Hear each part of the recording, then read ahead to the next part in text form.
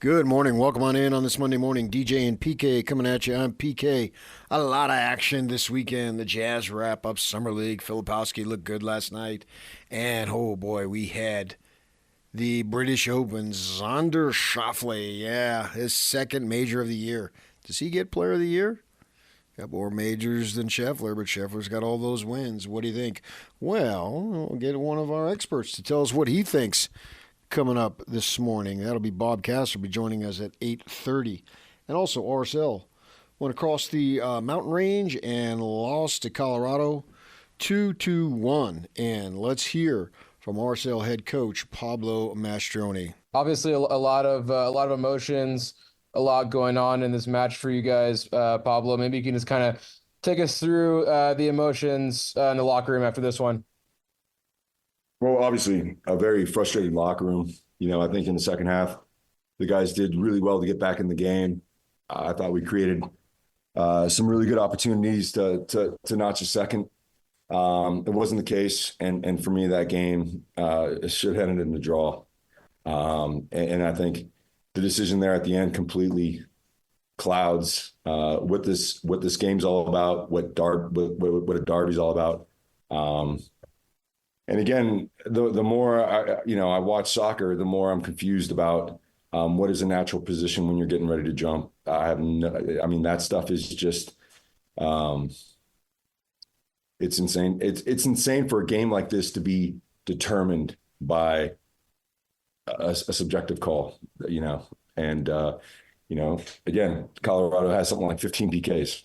It's just we have two, right? And it's not complain hour. It's the facts. And so again, there's something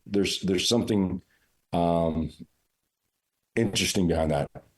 That the disparity amongst, because again, handballs could be called every single play.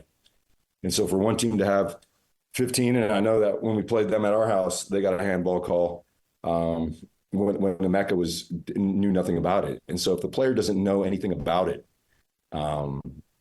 I think that's the frustration. Again, if it was a tackle, if it was these things, but and it's I guess that's that the fact that I'm talking about this, it takes away from the effort, takes away from the performance from our guys, in a game that should be decided by the guys on the field. Yeah, and then if you could just kind of put this result into context for us a little bit, you guys head into a break now with Leagues Cup. How do you recover from something like this? Well, I think time away is going to help for sure. But again, I think it was a tough week. 3 games on the road was never going to be easy. I thought we had one of our best performances of the year midweek. And again, I think tonight, I thought it was a really good performance. But again, it's clouded and it's marred in a bit of controversy. And so again, it's like having a tough day at the office. You wake up the next day and life goes on, the sun comes out and you got to get back on the horse. There's no feeling sorry for yourself. It was just when you're in the moment though, you're obviously emotional, you're frustrated, as are the guys in the locker room, right? Because they work their tails off on the road for 3 games. It's very difficult places. And it comes down to a call. But that's how you get over it. You just, the way you get over it is waking up tomorrow morning. If we're blessed enough to do so. No, for sure. And then I guess just kind of maybe diving into that second half just a little bit more. Obviously, you guys come out on the front foot with that Gomez goal. And then late in the second half, there were a few turnovers kind of in rapid succession there and around your guys' own box. Did you feel like maybe like with the break and the delay, was like fatigue setting in at all with the guys? No, I think fatigue is going to be natural. Crooksy and Luna have played a ton of minutes. And those guys have been integral to everything that we've been able to do. And so, there's going to be misplayed balls. But again, I think that's a product of not just this game or the delay. It's the onset of fatigue from, traveling to 3 different places in a week. I mean, it's an arduous task. But I thought the guys handled it well, and again, it created some really good opportunities in the second half to go up. But again, sloppy play in these type of environments with the field the way it was. I mean, the field was waterlogged, and so obviously that's going to add to a bit of fatigue. But the most important thing for me was the mindset, and there were some great the guys just left everything out in the field, and so from that standpoint, I thought it was a really good performance. And so now, heading into Leagues Cup, hopefully, getting everyone healthy. I mean, these are Jay Glad's first minutes. He's trained 3 days. Good to get him back into the group. Some guys have had some really good performances this week, and so to have the whole group healthy and ready to go will be important as we take on the Leagues Cup and hopefully make a run in this tournament. And then lastly for me, we didn't get a chance to talk to you yet about Diego getting to go to the All-Star game. Just quick thoughts on that, the opportunity he has this next week. Yeah, I think it's great. I think there's a couple guys that were deserving of it, and Diego's one of them. I think he's been having a great year, and hopefully, he uses this moment as when he's with those guys to see what he can become. I think he's a guy that's had a great trajectory since he's joined our group. Obviously, there's a lot, to learn and to continue growing. But I think being in and around this group, hopefully, it motivates him to come back and continue on the same run of form that he's on, because he's been a really important player to our group. And I think those opportunities are wonderful, because you get to see some of the guys that you look up to, some of the guys that are producing like Diego's producing, and that type of that it's almost a contagion when you go to those things and you come back and you're 6 inches taller and you're stronger and you just have a bit of confidence in your game when you come back from those. So hopefully that inspires him, Jay Glad, to go there and bring some of that all-star power back to our group as we embark on the Leagues Cup. That's Pablo Mastroeni. Yeah, I was going to say the Jazz, but no, it's the RSL. They're now off for a little bit, and we'll see if they can get back going, get their players back. Obviously, they've had some suspensions and all that stuff. So, coming up next, we got to talk some basketball for sure. First, I got to tell you about Lumen Technologies. Your life moves fast. Quantum fiber internet is faster. Move up to tomorrow's speed today. Go to quantumfiber.com. That's quantumfiber.com. As I said, David Locke coming up next. Stay with us. 97.5, the KSL Sports Zone. Good morning. Welcome on in. David Locke joined us on Friday. We thought it was important enough to replay it. Jay Scott is sitting with me on Friday, and we got a lot of stuff to talk about. Let's get to David Locke. Watching the Summer League as it's come to an end, basically, I got to say, Vegas, I'm more enthused watching the Rooks, particularly Filipowski in Vegas, than I was in Salt Lake. And I know Kessler isn't playing or did not play in Vegas. What is your difference as far as an explanation? Because to me, he's looked radically better and different from one venue to the next.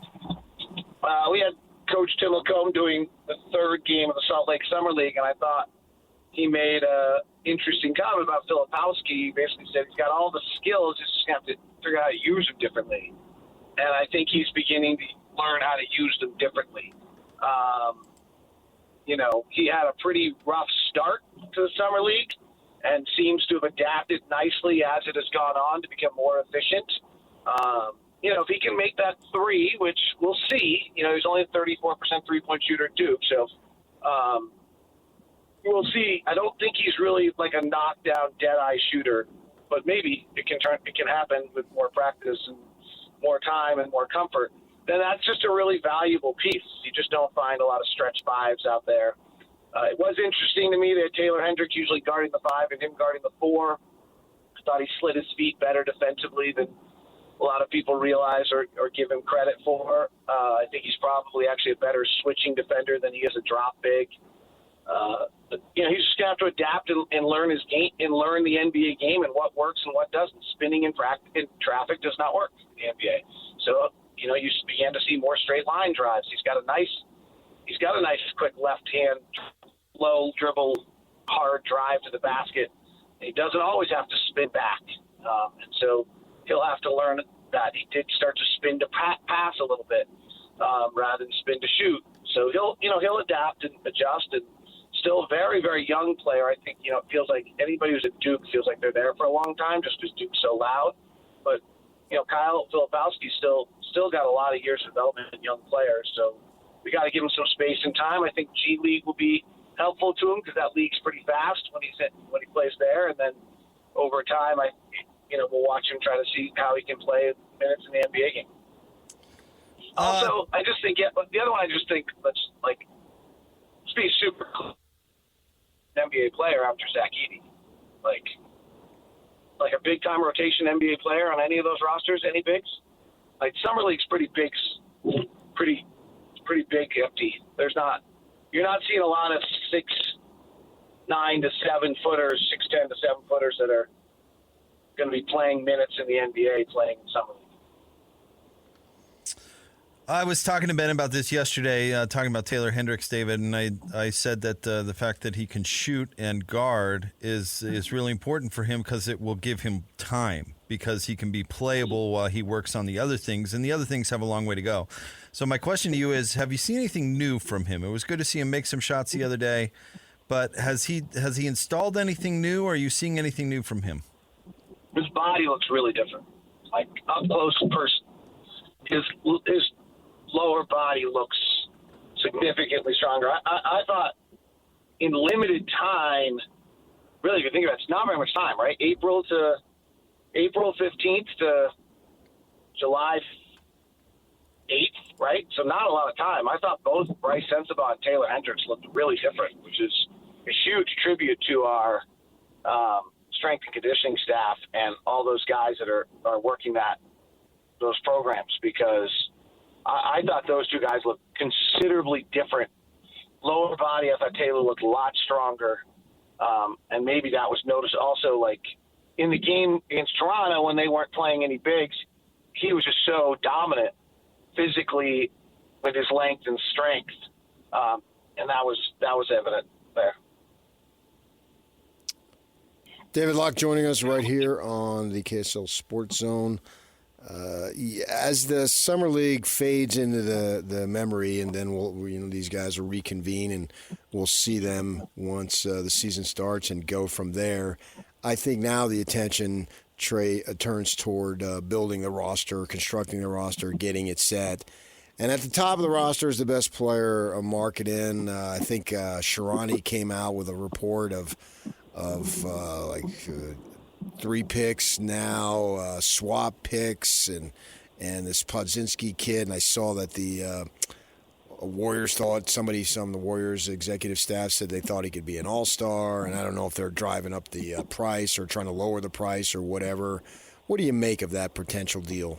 Well, the word I have, I don't know if it's accurate, but just like the murmurs, right, is that the Warriors are just totally unwilling to move Podzinski or Kuminga right now. They really believe that those are their guys for the future. It's a little surprising to me. So, I mean, I think it comes down to, if I understand this correctly, and I'm not certain I do, and no one's told me anything, so I'm just trying to piece together, so I just want to make sure this is clear. Like, I may be the radio announcer for the team, but I'm not particularly in the know here. I'm not coming with any inside information. I don't have any secret, back channel path here. But just if we're logical about the way things are working, August 6th is the first day that Lowry's available for an extension. Yeah. It feels as though the Jazz are offering Lowry an extension on August 6th, and he's still on the roster. Do we all agree with that? Yes. Between now and then, you're talking about? No. Well, I mean, I think that I'm sure I don't know what the rules are. I think they're allowed to negotiate it prior to August 6th. They just can't offer it until August 6th. They're going to so that actual day he's on the roster. Is that what you're saying? Yeah. Yeah. So August 6th, do we all agree that, the tea leaves seem to say that on August 6th, if Lauri Markkanen is on the roster, the Jazz are handing him an extension offer? Do we all agree? Yes. And if they don't, it would probably be a little weird. That would be the other one I would say. If they suddenly don't give an offer sheet on the 6th, if I'm Lauri Markkanen, I'd be like, whoa, dude, what's up? All right, so if the Jazz are offering Lowry on August 6th, and then Lowry takes 2 days to sign it, he cannot be traded for an entire year. Right. because the trade deadline pushes him past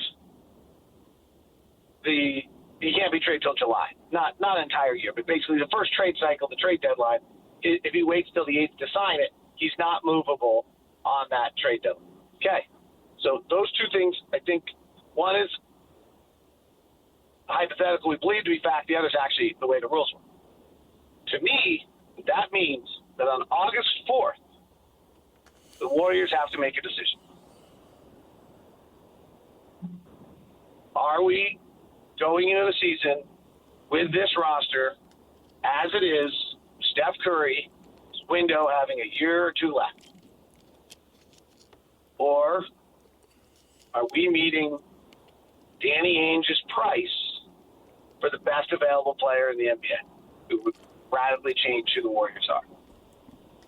And I think there's just kind of a deadline sitting there that by which the Warriors are going to have to make a decision. If all these conversations have taken place, I haven't heard anyone deny them. So again, without knowing, I will assume that those conversations have in fact taken place. Seems reasonable.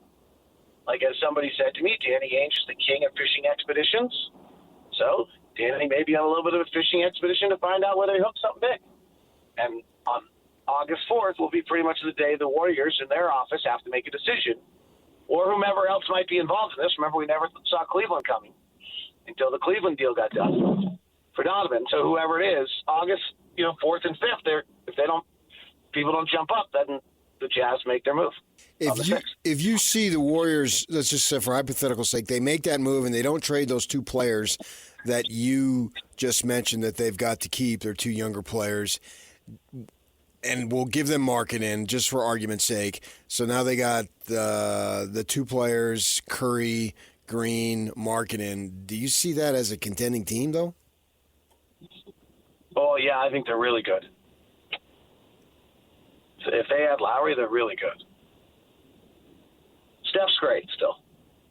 Clay was not great. Clay has not been great. The upgrade from Klay Thompson to Lowry Markkanen from Klay Thompson is dramatic. Longer, bigger, just good a shooter. Like, dramatic. Yeah, but Green gets in the way of winning, and I'm not sure those other two guys are ready to be as good as they will be. Well, I have a hard time saying a guy's won a bunch of championship gets in the way of winning. I do agree that he is mercurial, but I'm not sure he gets in the way of winning. And I actually think they've nicely upgraded their roster with all the little moves that they've made around. Yeah, they've made some good smaller moves. I agree. Yeah. So, I think that team, the first thing is it's really, really hard in this day and age to have 240 minutes of good basketball on the court. So that's one thing I would say. Like, it's hard to have a full roster. And if they do that, I don't have their exact depth chart in front of me, but I think they would have a full 240 minutes of basketball. Right? So they're starting Steph, probably DeAnthony Melton, or maybe Podziemski, Lowry Markkanen, Jonathan Kuminga, Draymond Green. Two non-shooters on the floor is a little bit of a problem. They would have, under your scenario, they would have DeAnthony Melton. I'm trying to remember who else they signed, but they made some other nice signings. I think they're pretty good at that point. And I think they might have Kevon Looney's still on the roster right now. And everyone thought they were going to have to get rid of him. They haven't done that yet. So I'm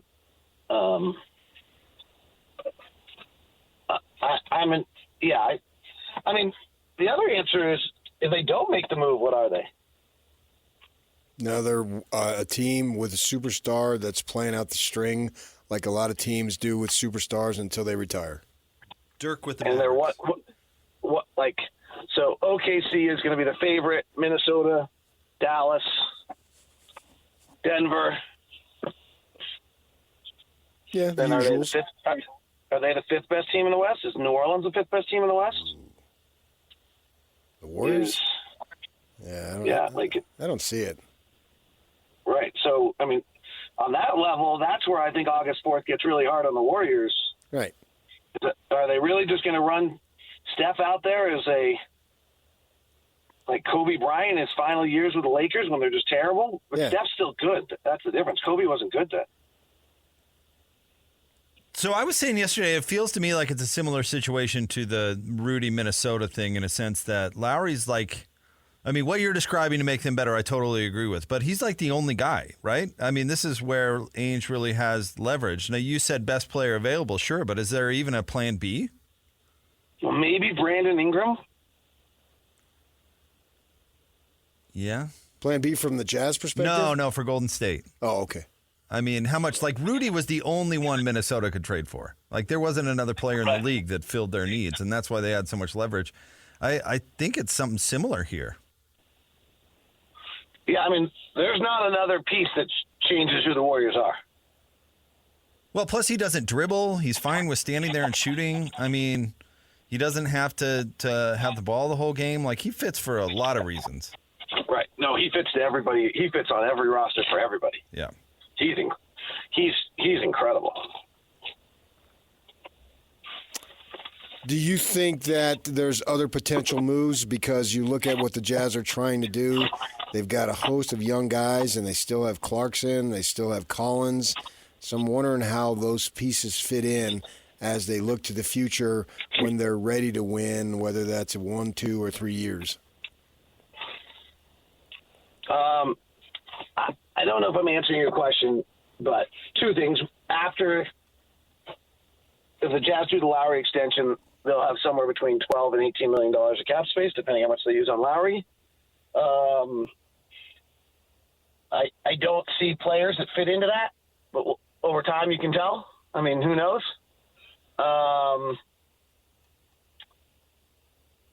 The other thing I think is happening in the league right now is the unintended consequence of all these aprons is I think that it's making it more difficult for teams to make moves and add pieces. Either they're over the apron and then they have to make exactly the type of deal they can make is limited, or they're so worried about the apron that they're not willing to make a deal where they'll bring in more money. And I think that has quelled a trade market for the types of players you just mentioned with the Jazz. And it might be you need some of these teams to get out on the floor, see who they really are, see their problems, and see that before they're willing to make those moves. Because I think on salary cap structure, those are getting more difficult than they used to be.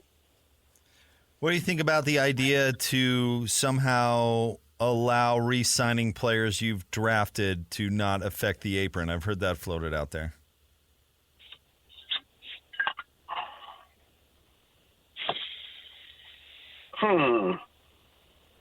I thought it was interesting, too. At first glance, I just dismissed it. But then you think about it, I mean, rewarding teams for drafting well and keeping players they've drafted, and if the idea is to keep, reward teams and keep their superstars home, I think that's actually an interesting way to do it. So should Oklahoma City be punished for being smart to trade for Shai Gilgeous-Alexander? Well, that's the idea is you could pay Shea and then you can pay Chet whatever too. And you won't have to, or whoever, right. Williams or whatever. And you wouldn't have to decide, well, we've got to ship at least one of these guys out. You could retain some. So in a way, it would be punishing the players traded for, but they'd still get their money.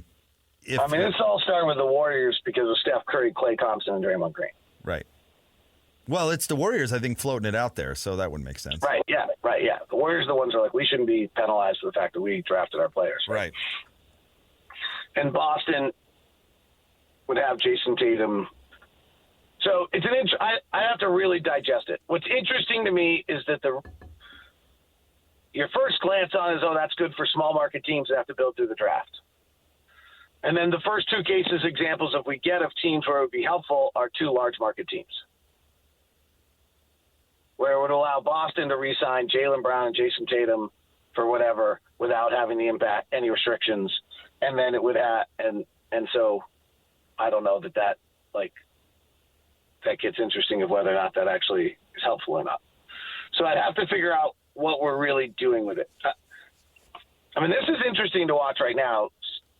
the aprons are having a huge impact on teams. I'm not sure every front office understands exactly how it's going to play. Some are overreacting, some are underreacting, some are lying about it and using it as an excuse.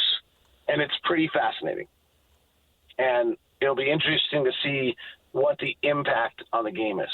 I mean, there's a bunch of things going on in the league right now that are fascinating. Like the amount of teams that might be really bad this year is really interesting too. I mean, it could be as many as 7 really terrible teams. And so then what does that do? And that, they've worked so hard to get rid of that, and they've done a nice job of flattening the lottery odds, which seemed like it was going to take away tanking. But on the other end, you still have 7 teams that are just at a stage in their development that you can call it tanking or whatever you want, but there's a real chance that 7 teams are terrible this year. Yeah. This idea of small market, if you have a small market owner who's willing to spend big dollars, is it really a small market in the way we define small markets as a disadvantage? Yes, to some extent, but I also think, the 4 best teams in the West this year are going to be Minnesota, Oklahoma City, Denver, and Dallas, right? So that's I'm not sure that's small. That's not big market, certainly. The 4 best teams in the East are going to be Boston, Philadelphia, huge markets, Milwaukee, New York. So 3 of those 4 are big. So I just think it has to do with roster building. That's what the league's trying to do. Right. Is build it so that any team can roster build. There's still advantages to being one of the free agent cities. Very subtly, I think Miles Bridges kind of said, I want to go to New York. And had the Jazz offered more for Miles Bridges, would it be come to Salt Lake? I don't know. I think there's a little question there. Yeah, I just think this small market thing is overstated. Phoenix is a small market, but Ishbia wants to spend trillions of dollars. Right. So what's the difference? I mean, also, if you listen to James Dolan, who everyone is, nuts, but actually his comments he made the other day are really, really fascinating. And I don't want to bore our listeners with it because it gets into the economics of the NBA. But he made some really, really interesting comments about what he thinks of the new TV deal. And there does seem to be something going. It's going to be really fascinating to watch. I'll try to make it really short here because I'm following it obviously closely because it might make radio announcers super important, which I like. But because of the fall of all of the regional sports networks, the projected local revenue on TV is very low for most markets right now, which means that in this negotiation, it seems, at least, we haven't seen the details, that the NBA may have been willing to give exclusivity to its partners at a much higher rate than usual, meaning that the Miami Heat, because they're the Miami Heat, may end up playing as many, I don't know, I'm kind of speculating here, 20 games that are on either Peacock, Amazon, ESPN Plus, and that are not on local TV because local TV is not generating income anymore. Well, if you're James Dolan and you own MSG Television and you are driving a lot of revenue out of your local TV and you're one of the very few and you're about to lose 20 games on your network, then you are pissed.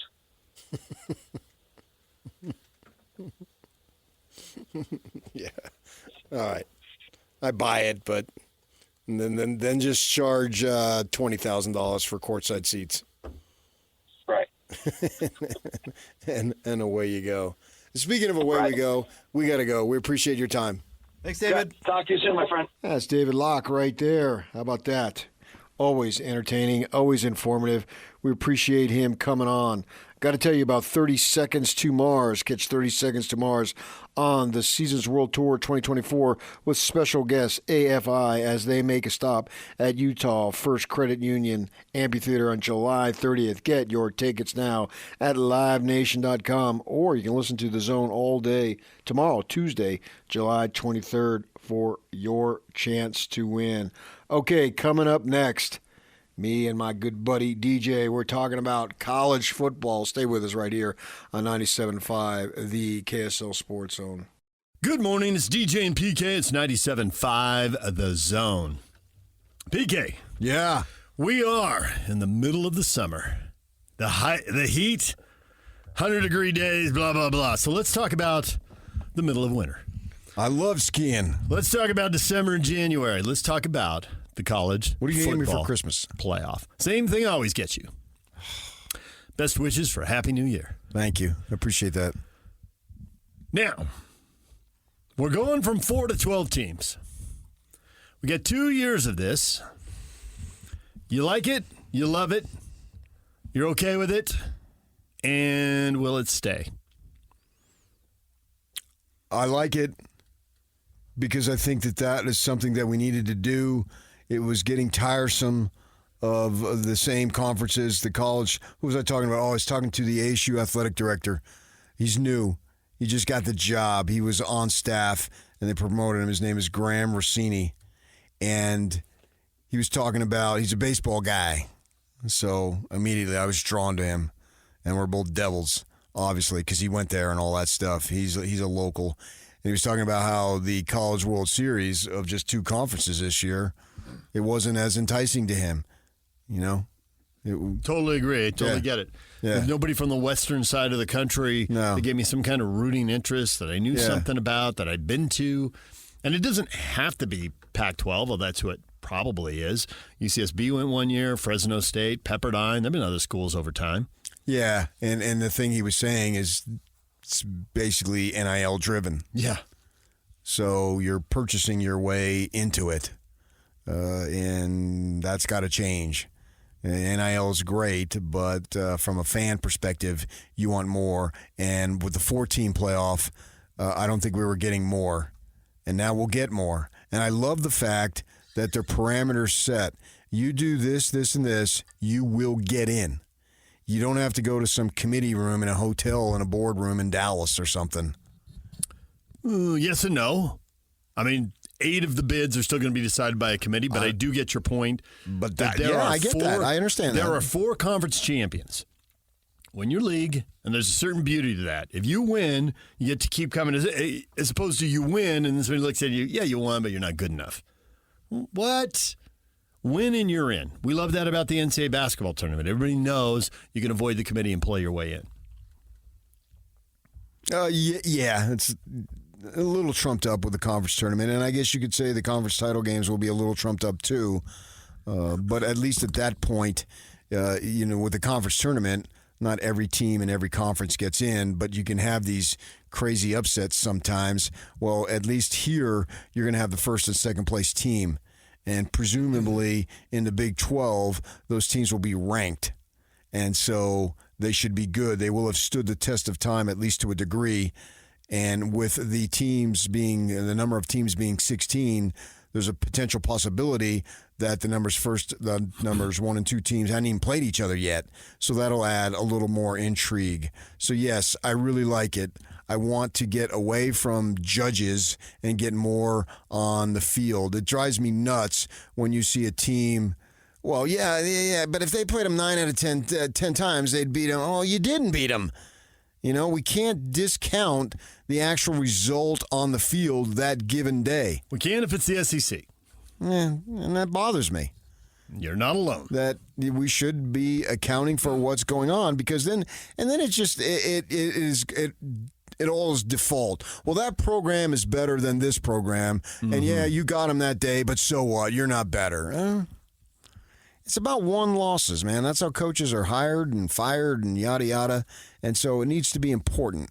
And that's what I like about this 12 team going forward here. And you get a bye, and then so it'll be 5 versus 12, 6, 11, blah, blah, blah, right? Yep. And those teams will get home field. I think in the long run they will, but these first 2 years they're contracted to bowl games. Now, I think they'll try to keep them regionally because everybody's worried about how much fans will travel and the stands being full and all that. And then you're going to have weather. Yep. And you got a lot of bowl games in the SEC's backyard. And I think ultimately the other leagues are going to tell the SEC, you don't get pseudo home games all the time. We're going on campus. Ultimately, I think quarterfinals, which ultimately in this case means in 3 years. We have 2 years signed here with the bowls. But the SEC their footprint includes Florida, where the Orange Bowl is, Georgia, where the Peach Bowl is, Louisiana, where the Sugar Bowl is, and Texas, where the Cotton Bowl is. So 4 of the 6 games, now they won't, some of them there'll be 2 semis and 4 quarters, but the SEC teams, again, home field, not traveling. Yeah. Your fans drive, other I fans have a fly. problem with that. Yeah, I don't like it. And I don't think most schools like Well, it. man, And on top of that, when you move them, now you can charge your season ticket holders more. Hey, we could have a home playoff game. You got to be in. That'll drive it too. Yeah, I just don't know how much that really matters. The game is won out on the field. Utah went to the Sugar Bowl and Alabama and blah, blah, blah and won the game. Alabama didn't want to be there. You know, they're better. If you played them 9 times out of 10, Okay. that was a classic we heard example of that. I know. And it drove me nuts. I was mocking it there. I don't really I know that. you were. Yeah. But it's I don't care whether it is or it isn't true. Yeah. And, you know, the for years, the Pac-12, Pac-10, Pac-8 hosted the Rose Bowl. Mm-hmm. I'm not so sure that venue was the clincher in winning the game. Win the game. And we saw Ohio State beat Utah. We saw Penn State beat Utah. So I have to see how that plays out. But I like the concept of more teams and getting the reward because you have to reward for winning conferences. Do you think Dabo's right, though? Now we're going to see guys, when teams are 4-4 and out of the playoff race, high draft picks pull themselves out. They don't want to break a leg or blow out a knee or mess up a shoulder here before the NFL draft. I'm out. We're already seeing it with bowl games. Are we going to see it with the regular season? I like to disagree with Dabo, but I think he's right. I hadn't thought about it until he said it, but as soon as I read it, I thought, he might be right. No, I don't think it's going to be that. I don't think that's going to be a problem because the teams that are 4-4, they were out in August. Oh, and those players already knew? Yeah, right. And there might be 1 or 2 powers occasionally, but that'll be the exception. There's no way Ohio State's 4-4 and Georgia's 4-4 and the traditionals that we look at being at contending. The 12-team playoff really makes the regular season a formality for the elite of the elite. I mean, right now, 12-team playoff. Georgia makes it or misses it. What, 95% chance Georgia's in? We'd all pick it. And we know not all our predictions are right, but that one's probably right. Okay. Maybe not with Michigan because new coach, new quarterback, lots of new starters. 95% chance that the Chiefs are in the playoffs this year. Yeah. So that isn't necessarily bad. If you earn your way in, so be it. It isn't bad, but it's different. Because they missed a 4-teamer. It can happen. You get how they can miss a 4-teamer. I just don't think they're going to miss it. Yeah, okay, whoop-de-doo. So the only people who were upset that Georgia didn't get in was Georgia. The rest of us, well, you're just being replaced by another SEC team. So what difference does it make? To the rest of us on our side of the world, they're all interchangeable. Those 2 or 3 teams in the SEC. Maybe I'm being cynical here. Maybe I'm being a realist. But I think we're only at 12. I think it's a coin flip if we're at 12 for 2 years. They sign another deal after that, but this thing's going to 14. Maybe it's going to 16. It's going to 14. The SEC and the Big Ten know with the 13th and 14th, the odds of them getting another team in go up, and the odds that they get to keep the bye, and the ACC and the Big 12, you guys don't really deserve a bye. You're not that good. See, that's where I have a problem, though. I don't know that I want it to grow. Right now, I'm thinking no growth. But I know cash rules. Yes. And that's what matters the most. And I already think that in the pros. I can't think of a pro sport now where if I could wave a wand, I wouldn't shrink the postseason. I don't think the NFL's better because they added a 13th and 14th team. I get they did. There's windows there, TV windows. There's money to be made. They're selling a playoff game to a streamer. I can't even remember. I think it's Amazon. Maybe it's Apple. But whatever. They're selling it and making a ton of money. Well, I would reduce the regular season, though. And they're not doing that either. I know they're not. I wouldn't reduce the playoff because we are, if you're into sports, you are a playoff-oriented person. And there's something about playoffs that just make it that much more intense. We've talked about it for years with the NBA. The regular season, not so much. The playoffs, yes.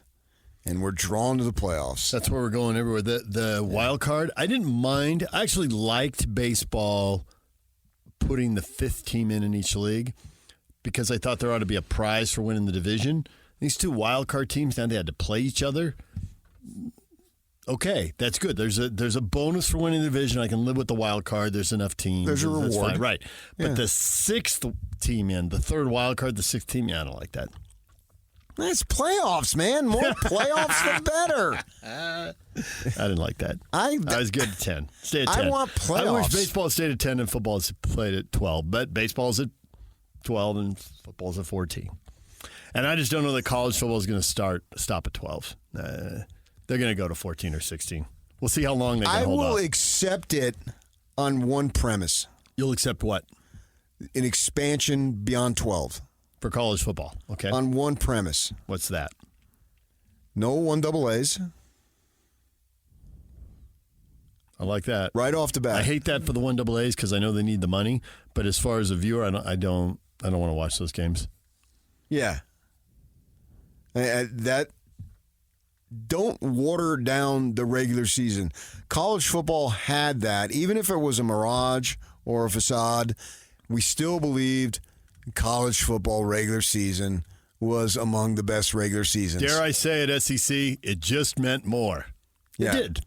And that doesn't mean that it was perfect and that it wasn't a mirage and there isn't stuff watered down, but it was better than most regular seasons. Exactly. I don't want that. Mm-hmm. And if you give me great games,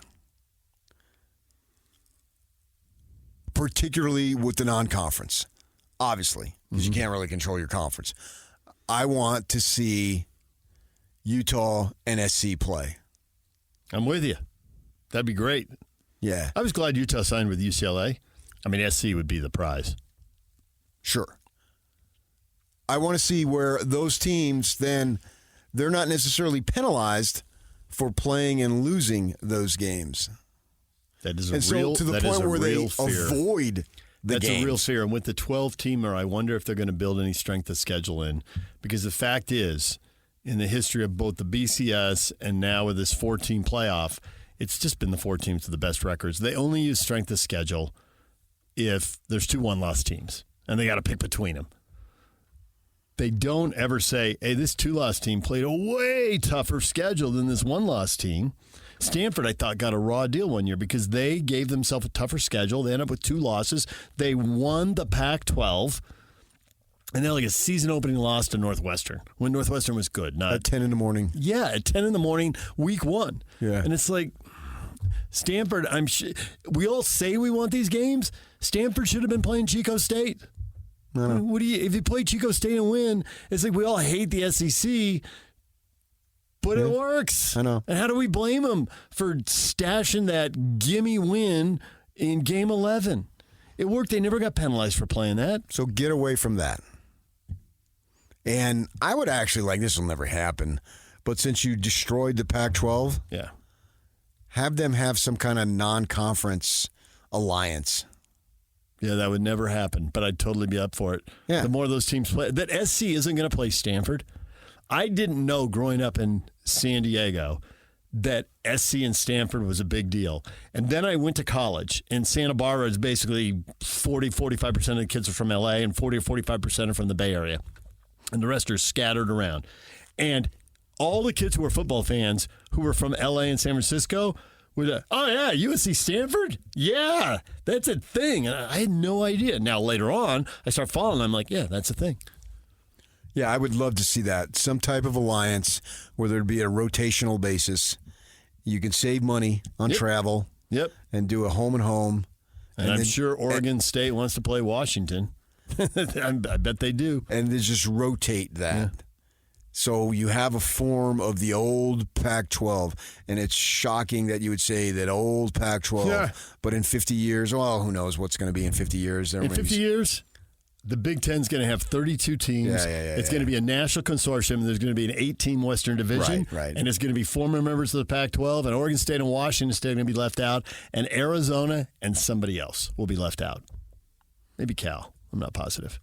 Yeah, we'll see. Maybe Colorado. How that plays out. But I would like to see that. I just don't. My point is, I don't want to see. There's like 3 big games. Game day can't figure out where to go. They go back to a studio because there's no big games. I think what's going to drive it is the thing we've always hated about football, that TV had so much say, but I think this is where TV/streamers are going to say, we need more big games. You guys want all this money. Yeah. And the Big Ten cut a deal, which was a very smart deal. It was kind of an NFL-type deal. There's going to be a big game on Fox on noon. They've made that a thing. And I agree. CBS is going to have the 1:30 where they used to have an SEC. They're going to want a big game. And NBC is going to have a primetime game, and they're going to want a big game coming out of Notre Dame. So the Big Ten is going to need to provide big games. And even at 18 teams, it's going to be hard. It's going to be difficult. I think the thing that's going to happen for the Big 12 is, and I think this is why Utah and BYU are playing in November. I think that early November. Yeah, early November. That 2 p.m. window, the second window, Fox tends to do a game at 10 a.m., 2 p.m., and 6 p.m. That second window, they can't televise a Big Ten, and they need a good game. But they're not supposed to be going head-to-head with CBS's Big Ten game. And I think the Big 12 can put games there, and I think Utah and BYU will end up there if both teams are good. Now, if BYU's got a losing record, okay, now maybe they're not there. But I think that's where you got to put Arizona State 1 week. You got to put Kansas State 1 week. You got to put BYU Utah 1 week. You got to put Utah Oklahoma State 1 week. Anything that's going to have some juice, you got to have one every week so you can plug in a game and people are like, I do like to watch Big 12 football. I turn on that 2 o'clock game. That stadium's full. I get the storyline with these teams. They're pretty good. Which is what we had in basketball. Right.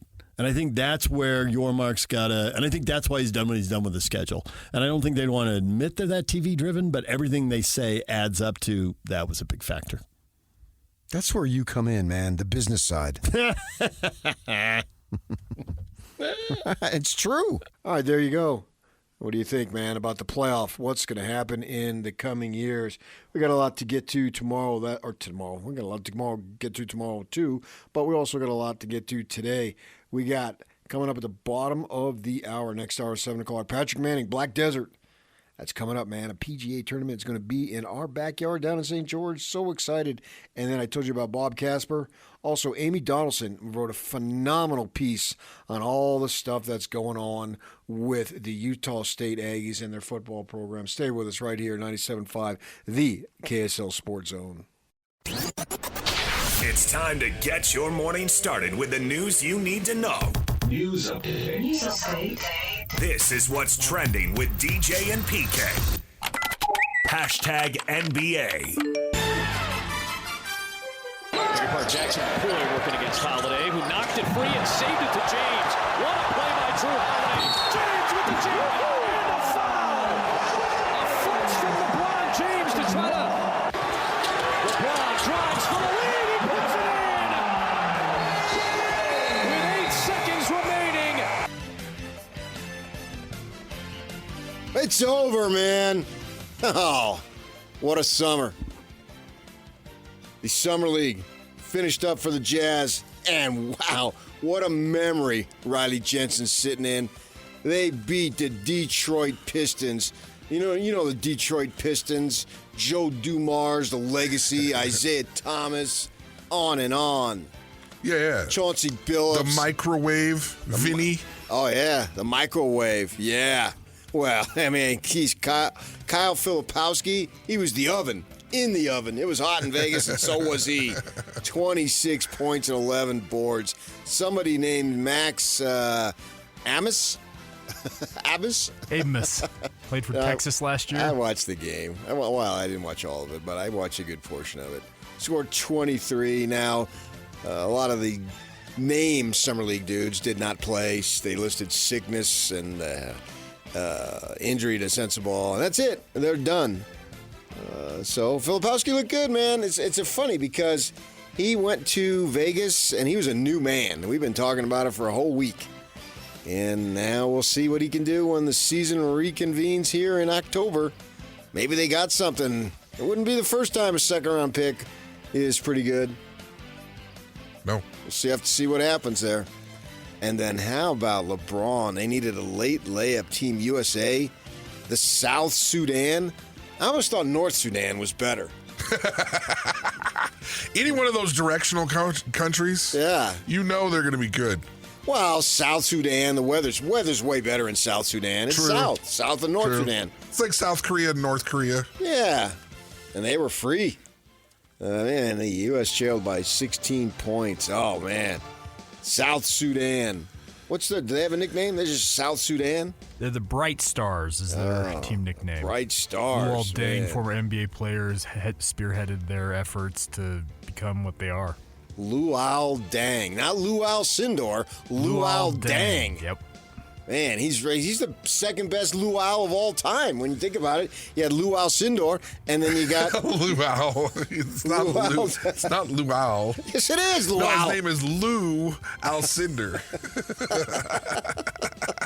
Luol Cinder and Luol Deng. It's not the same.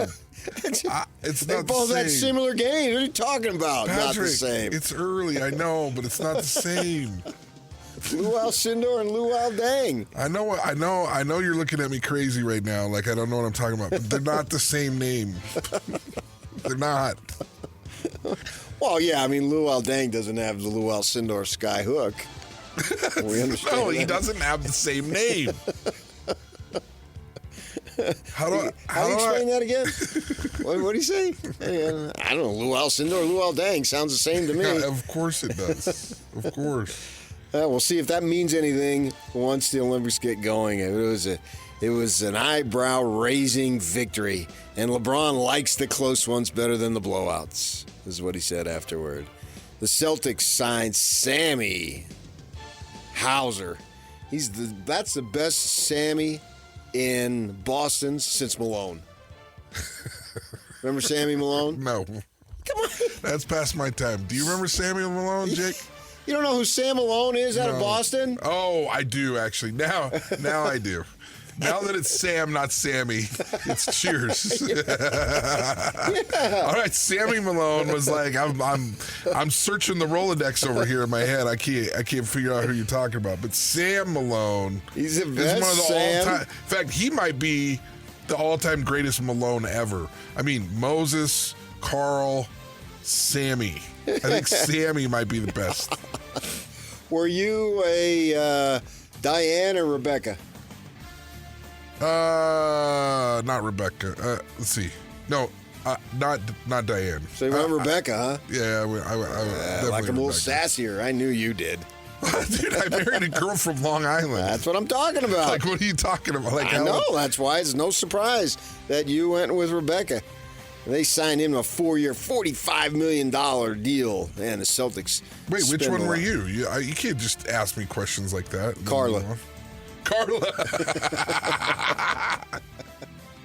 Carla's like the female version of Danny DeVito to me. Well, that's why they were married in real life. They're like the same person.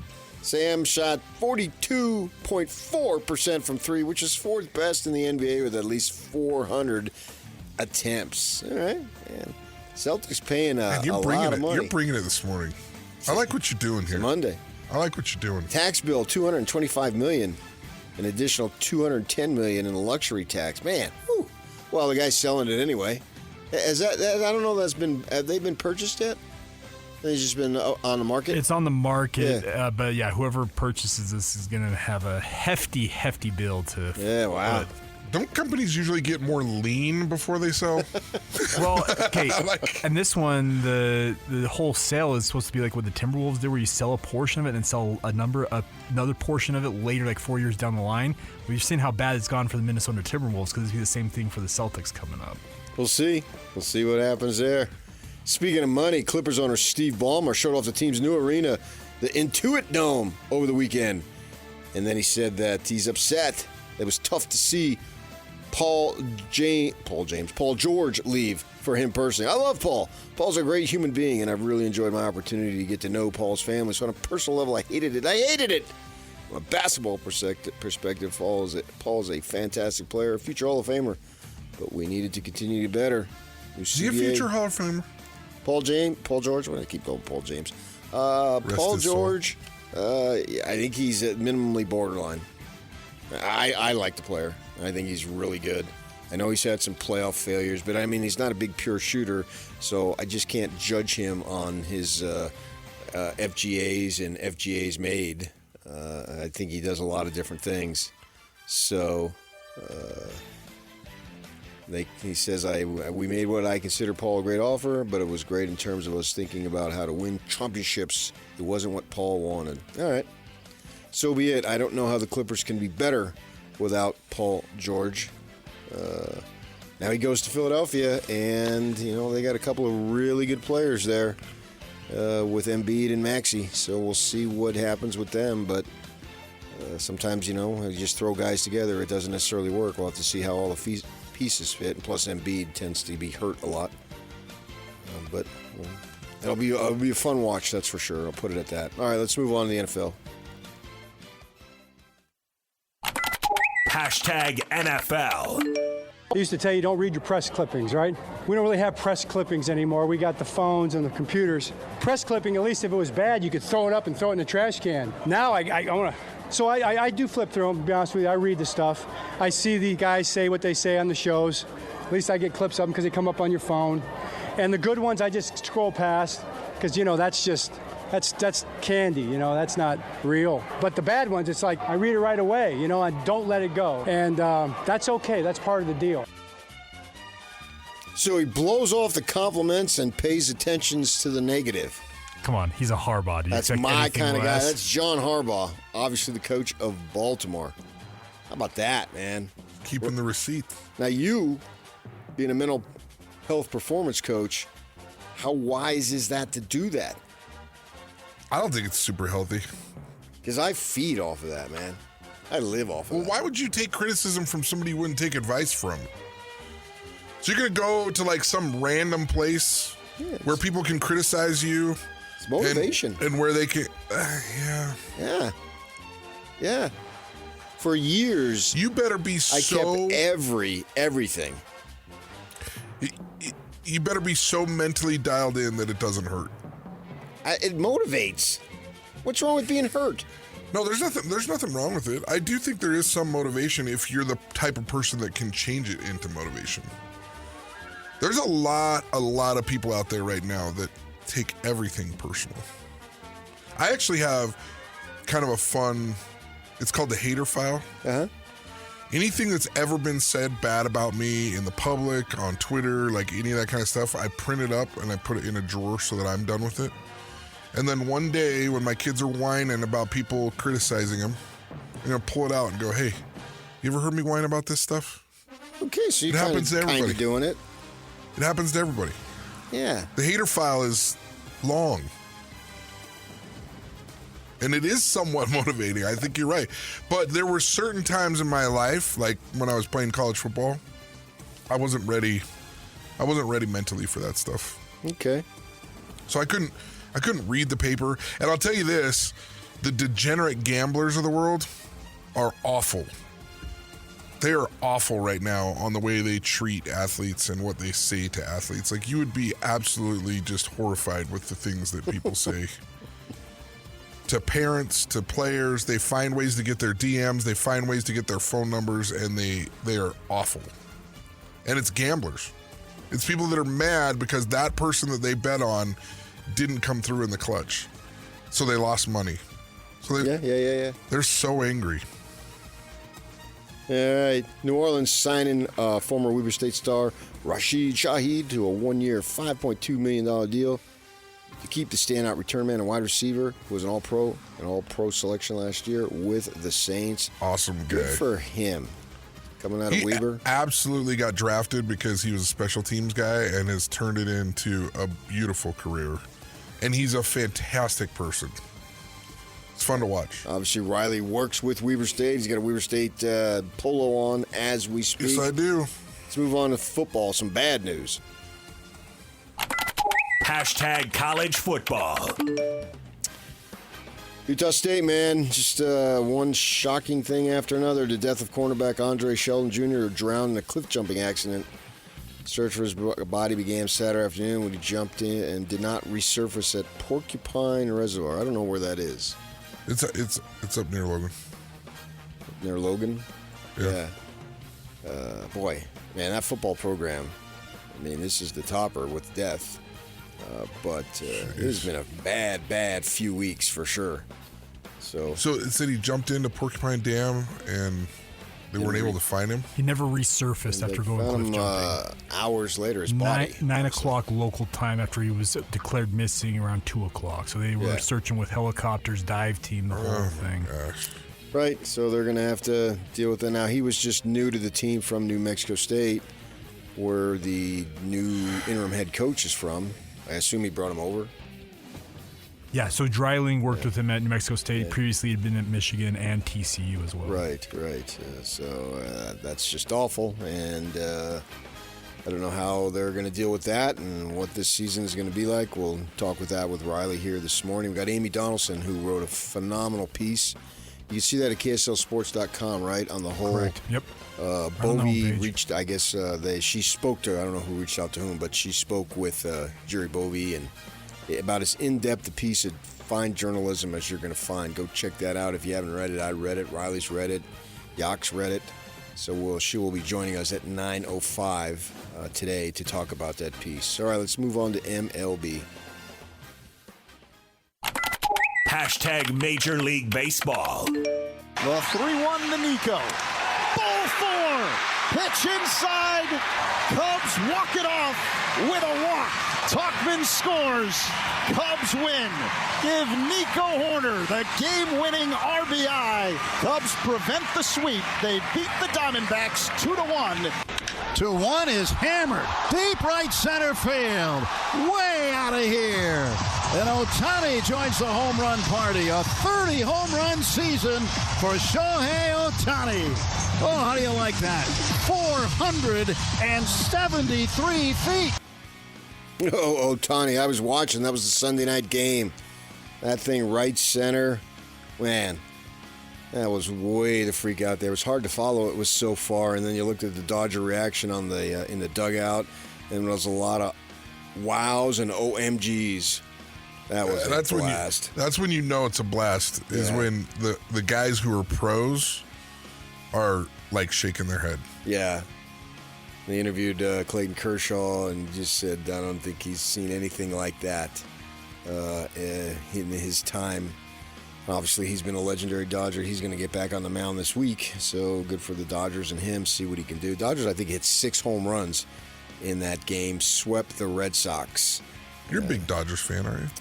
I'm a longtime Dodger follower, yeah. I consider myself a fan. You're a big fan. Well, I'm a fan, but I define my fandom differently. I don't live and die.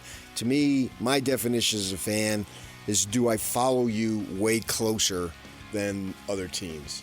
And with the Dodgers, the answer is most definitely yes, because I moved to Arizona, and we didn't have, back when, you get the game in a week and that was it, but they had the games on the radio there. So from about 14, 15 on, I grew up to Vin Scully. And my friend, a good friend that I've known for 30-plus years, just published a book about Vin Scully, and we'll have him on here in the coming weeks to talk about it. I just got the book. Did you ever meet him? I did. Yeah. Nice guy. He seems so genuine and so authentic. I mean, he wouldn't remember me from Joe Blow, but yeah, no. I did meet him. I was in the food line because I worked in media for 10 years over there in L.A., so I was never a Dodger beat writer, but I got assigned to cover games. You got to have vacation fill-in for those guys. The season's so long. And I was in line, and I heard somebody, that was just a horse bleep call. Horse bleep call, I tell you. I'm like, man, I recognize that voice. And I turned around, it was Vin. So, there you go. Atlanta Braves, man, they're already without Acuna. Ozzie Albies, all-star caliber second baseman, is going to miss 8 weeks. That stinks.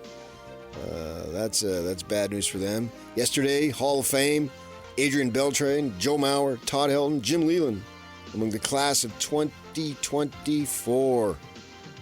Jim Leland smoking a cigarette when he got. That's what he did back in the day. When he was told that he's going to the Hall of Fame. Yeah. The Bees, 3-game sweep of the Las Vegas Aviators. Now tomorrow night, Mike Trout is supposed to be here. Rehab assignment. Yeah. Ballpark's going to be buzzing. You would think, get over there and get your tickets, get a chance to see Mike Trout is going to have a rehab assignment, as Yak just said. I've been rehabbing for like a month. There's been no fanfare for me. Wow. You're not Mike Trout. You haven't been out since May like Mike Trout has with a meniscus, whatever. First time back. My meniscus was repaired on It's also been June 11th. Okay. It's also been and there's been nothing, like no fanfare. Have you been 13 years between appearances in Salt Lake City? Yeah, because he was up as a rook. 20 games. And no, but I went down to Orange County last week. No fanfare down there. I hadn't been there in a while. You should have told me. I could have had some of my extended family come greet you. Okay, I'm actually going to be there this week. Looking forward to it. All right, let's move on to RSL. Hashtag RSL. For me, that game should have ended in the draw. The decision there at the end completely clouds what this game's all about, what a derby's all about. The more I watch soccer, the more I'm confused about what is a natural position when you're getting ready to jump. I mean, that stuff is it's insane. It's insane for a game like this to be determined by a subjective call. Well, that is as old as the world. When you lose and you don't like a referee's decision, you never hear that from the winning team, but the losing team, that's what they do. RSL lost 30-2 to Colorado Rapids. Late penalty kick, proving to be the difference. Now they've got some all-star festivities this week. And let's see. League Cup opens on August 1st. There you go. Let's go golf. Hashtag golf. Let's see if this is a mark or a tap. Xander Schauffele circling around, walking up to the ball. This is going to end it. Xander Schauffele with a par on the 18th hole. He is the winner of the 152nd Open Championship at Royal Troon Golf Club with a score of 9 under par for 72 holes. He is your champion golfer of the year. Yeah, Xander Schauffele getting his second major.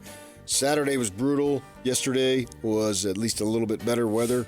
Wasn't as nearly as nasty as Saturday. And Schauffele, who won the PGA, now wins the British. We'll have Bob Castor to join us in about an hour, and we'll talk to him about that. That was a great round by him for sure. Watched a lot of it yesterday morning. Nick Dunlap won the Barracuda Championship yesterday, making PGA Tour history as the first player to win an event as an amateur and a pro in the same season after he won the American Express in January. Yeah, he's the kid from Alabama, just a youngster. We'll see what he can do. All right, what is Patrick trending? Fishburne from Utah finished third in that. He did. I saw that. What is trending brought to you by Shamrock Plumbing. There's no job too big or too small. Get the personal touch with Shamrock Plumbing. And speaking of golf, the PGA Tour is coming. It is going to be in Utah in October. We got Patrick Manning, managing partner of Black Desert, joining us next. And we got some tickets to give away. Do we need to talk about that now, Yak? You'll tell me when? We're giving them away after we do this interview coming up here, so all right. Okay. All right, joining us now, Austin Woods, Major League Pickleball. Man, this is really exciting if you're into pickleball, and I've played a lot of pickleball in my life, and the big time, the Major League Pickleball is coming to Utah. It's going to be for the first time ever. It's this week, July 25th to the 28th. Tell us about it, Mr. Austin. Yeah, no, this is a big deal. So Major League Pickleball, this is all the top pros in the world. And this is way different than your traditional, pro pickleball setup where it's, that's more set up like, your normal tennis tournament. Yeah. This is team format. So you have 2 men, 2 women. It's a team game. So you have there's 24 teams, 12 Premier, 12 Challenger, and they're going at it. So this is in my opinion, one of the funnest ways to watch pro pickleball. The fans are super into it. It gets super rowdy, just like, any of the other sports stuff. So if you haven't seen pro pickleball and you haven't seen MLP, you got to come see it, especially I'm here in Utah next week. and it is going to be in Kaysville at the Pickler. That's Pickler, and you can purchase tickets at, what did I say, Pickler. It's just LR. Yeah, it's just LR. We dropped the E. We try to make it look cool. So I like that. And this is for men and women are going to be participating, correct? Correct. Yep. Yeah. This is men and women. So you have 2 men, 2 women on each team.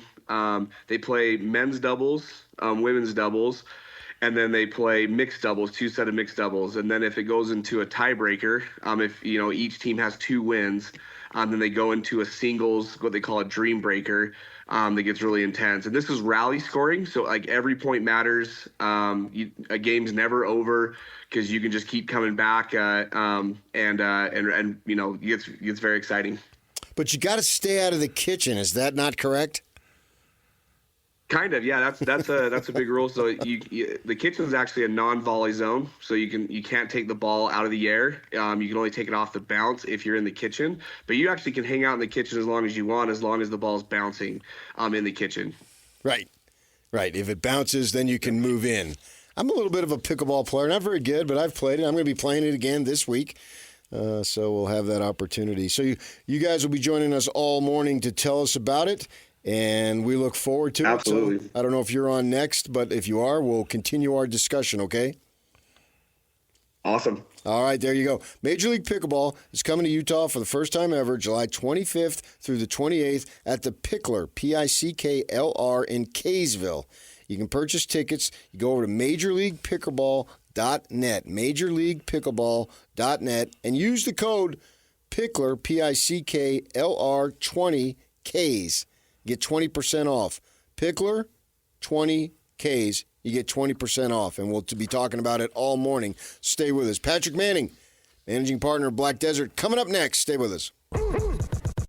Ladies and gentlemen, may I present... This is JJ and Alex. Now, that's why we don't have uncovered drinks in the studio, right? JJ's got We don't have... For all the bosses listening, we do not have drinks in the studio. No, you can have this. Is this legal? You can have an Instagram influencer mom Stanley mug. Which I do, and proudly. Hey. Are you guys making fun of it? No. I will defend the Stanley. It keeps everything cold. I will defend the Stanley. Keeps the hot things hot and the cool things cool. Give me all your Draper Mom jokes. I'll take them.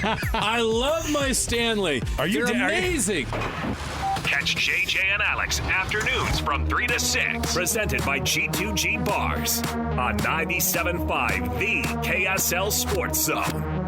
Nominate the youth sports volunteer that you know for the Hercules Hero of the Week. Submit your nomination at KSLSports.com/contest and listen every Thursday afternoon to JJ and Alex for the winner. Help us celebrate the efforts of those volunteers making an impact with the Hercules Hero of the Week, and sponsored by Hercules Credit Union and Beehive Meals. DJ and PK. I'm PK. DJ's off. Riley Jensen, mental health performance coach, former Utah State quarterback, joining us and sitting in. And right now, my guy from down south, Patrick Manning, managing partner at Black Desert Resort. Mr. Manning, how the heck are you? PK, it's been too long. I'm doing good. Yes, we've communicated via text, and it's just I'm getting excited as we continue to count it down. The tournament, I saw a thing on USA Today the other day.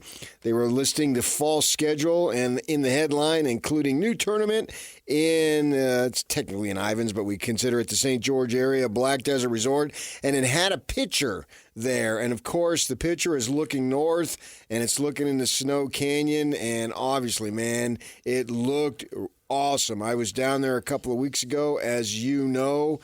Tell us how things are coming along, just generally speaking.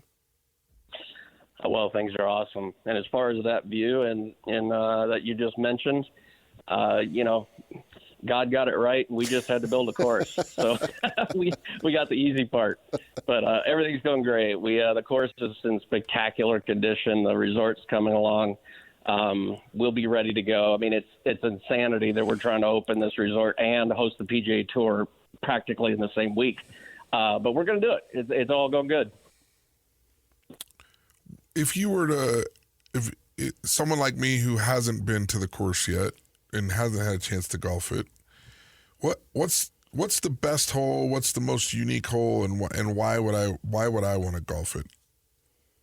Well, I mean, I'm not exaggerating when I say we hear every single day. I think every single hole gets mentioned.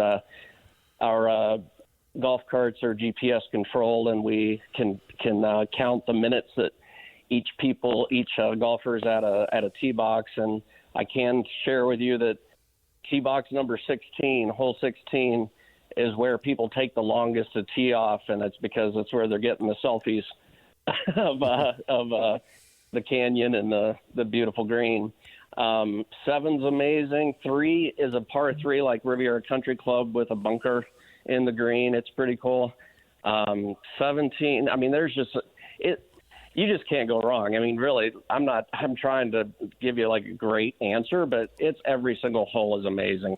What's even better about that is we maintain 15-minute tee times at Black Desert, and the transition areas between holes allows it so that you feel like you were the only person or the only foursome on the course that day. And so it's a really unique experience, I think. So the tournament is going to be October 9th through the 13th at the Black Desert Resort. And obviously it is the return of PGA Tour golf to Utah for the first time in more than 60 years. And I was texting with you, the pro up in Teton Pines in Jackson, Wyoming, last month when I was up there, was asking me about general admission tickets. And tell us about that, because you got some new information on that.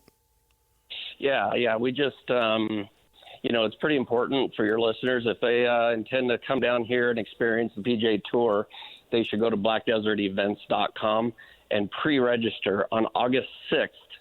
Anyone who's pre-registered is going to be able to buy at blackdesertevents.com or Ticketmaster the general admission tickets and daily VIP hospitality one day before they go on sale to public on August 7th. But that's the official launch on sale date is August 7th. And how many spectators do you anticipate being able to be on the course during the tournament? Yeah, so we're expecting roughly 40,000, and we're likely going to limit it to that number so that we have, a really good fan experience. At first, we were concerned about how well we were going to be able to get the gallery around the course, but we've made a ton of changes. But then also we're doing something a little bit unique up on the mesa, if you will, between holes 10, 16, 17, and 18. So you've got all the finishing holes. We're building a fan village. So all the merchandise and concessionaires and games for kids and all kinds of stuff is going to be a really cool spot where you can walk the course, of course, or if you want to just catch all the finishing holes, there will be a whole lot to do to watch those 4 holes. Patrick Manning, managing partner, Black Desert Resort, joining us. When you talk about resort, that's exactly what this is. This isn't just a country club. When you go down there, and if you go down, unless you live there, you can see it every day. But if you're like the rest of us up here who go down, I'll probably be down the first part of August. And I check it out, and that'll be about a month in between I will be there. And it's just amazing all the stuff that's going on. When you talk about getting stuff ready, hotel, restaurants, all that, give us an update on how all that's going. Yeah. First, I just want to say this just as bluntly as I can. This is not a private resort.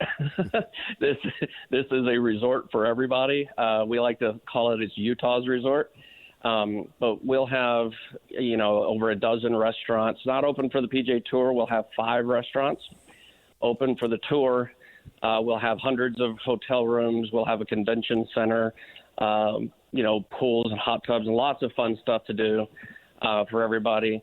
We're opening this thing probably a little bit sooner than we would like, with the PGA Tour being a hard date. So we will be a construction zone for the next, couple of years. But we're going to do our best to, shield the experience from the construction, but it's something that we're keeping our eye on and finding ways to be able to show people a really, really good time and still keep the tractors working. As far as this golf tournament coming up, is there any, like, besides knowing you, is there any lottery or any good way to to try and get into this event? Because I know you're capping it, and it looks like it's going to be a great experience for those that get in. But how do I get in besides logging onto the website and hoping to get there? Well, that's pretty much it. We're not going to do a lottery or anything. We'll keep an eye on it.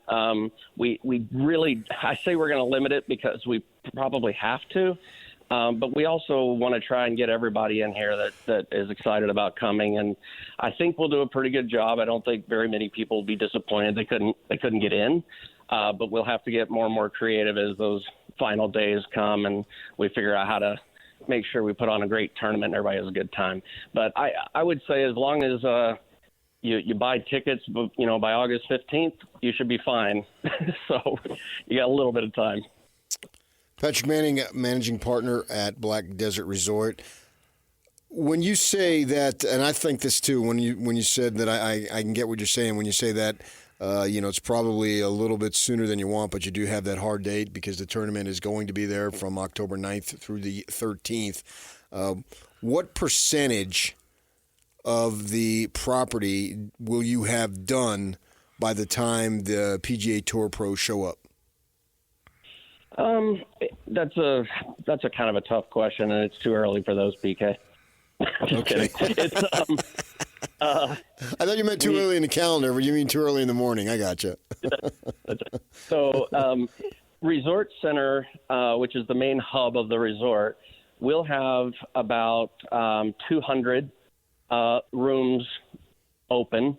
We'll have 3 restaurants in that building itself. We'll have 2 other restaurants out on the course called Club 73 in the Oasis.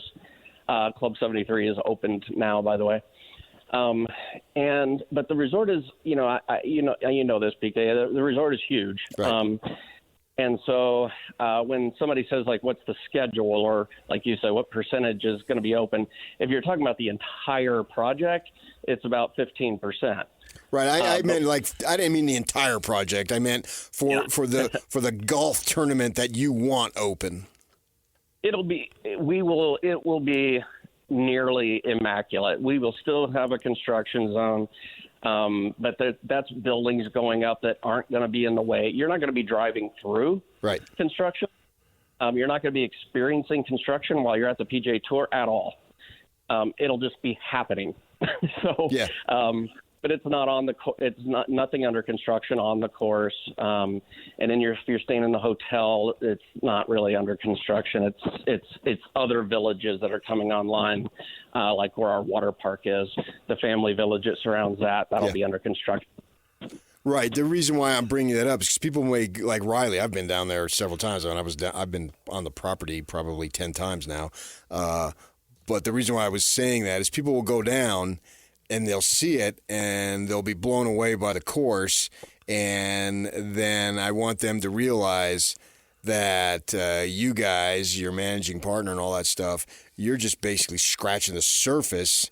And when this thing is done, when it's complete, the whole thing, when it's complete, it is going to be the ultimate game changer, I believe, in the St. George area, which will extend down to Vegas and up to here in northern Utah, because it's going to be that massive and that impressive. But for the meantime, it'll certainly be good enough to house and hold a PGA tournament. Well, for sure. I'll put a little cherry on top there. We will be ready this first year, our inaugural year. I'm making more of the construction than I probably should. We will be the first only place in the world that hosts a PGA tournament this October that we can handle all of the things that need to go on a PGA Tour on site, meaning we don't have to have satellite for daycare for the players, and we broadcast teams, and all of that's going to happen on site. Secondly, this will be the only spot in the world that for PGA Tour, that the players will have their own building, meaning one of our resort center buildings will be player only, and that building includes the locker rooms, a 14,000 square foot sports bar that will be player only, and they can walk to fitness and all of that without public interface. So when the players are outside the ropes and they need a little downtime and to restore their minds, they can do so at Black Desert like they can't do anywhere else on tour. And let's not forget, Mr. Manning, that in less than a year now, you got the LPGA coming. I'm excited about that, too. I believe me, I don't forget about that. I'm so excited about the LPGA coming the first week of May next year. And, it's not a done deal. We are determined to make this a stop like the women have never seen. And so same thing for the men, but we're working with SkyWest Airlines right now. And before our tournament is the Chevron, which in Houston, which is a major. And we're partnering with SkyWest for the first time ever to send jets to Houston and to fly the entire field of women here privately, so they don't have to deal with airports or commercial. Yeah. But we'll fly them private charter to Black Desert, and they won't pay for any of the travel or the stays at Black Desert. Really cool. That is cool. Anything else that I didn't get to that you want to add in? No, I don't think so. I think we're good. Yeah, well, we'll be talking to you as this gets going here as we start to heat up into August and in September for sure. We'll probably talk to you about 10 or you or somebody representing Black Desert several times between now and then we'll be down there. It's just going to be awesome. I'm way excited about it. Awesome. Great talking to you guys this morning. All right, thank you. That's Patrick Manning, managing partner at Black Desert Resort. Now, in conjunction with this, we've got a Black Desert Championship giveaway. Caller 12 at 801-575-ZONE, 801-575-9663 will win a pair of ground passes for Wednesday, October 9th, which is Preview Day and Pro-Am presented by Marcella at the Black Desert Championship presented by Greater Zion. It's coming to Black Desert Resort for the first time October 7th. So call now and you can win some ground passes for that Pro-Am, which is on Wednesday, October 9th. Get after it. Get calling 801-575-ZONE. Stay with us right here at 97.5, the KSL Sports Zone. This is Hanson Scotty. Let's do it. Kalani Sitake. What is the most you've paid for a concert ticket, and what concert was it? For me, MC Hammer. Oh, nice. I had the parachute pants, you know, all that stuff ready to go. I mean, don't get me started, guys. No, you we can won't. still listen to the stuff right now. It's good, clean, wholesome music. Exactly. You know, the whole family can have parachute pants and go out. That's true. And then do their dances and stuff like that. You know, Can't Touch This. I mean, he even had some slow songs, you know, songs about praying. Pray. You know, come on, man. Like, he's got it all. What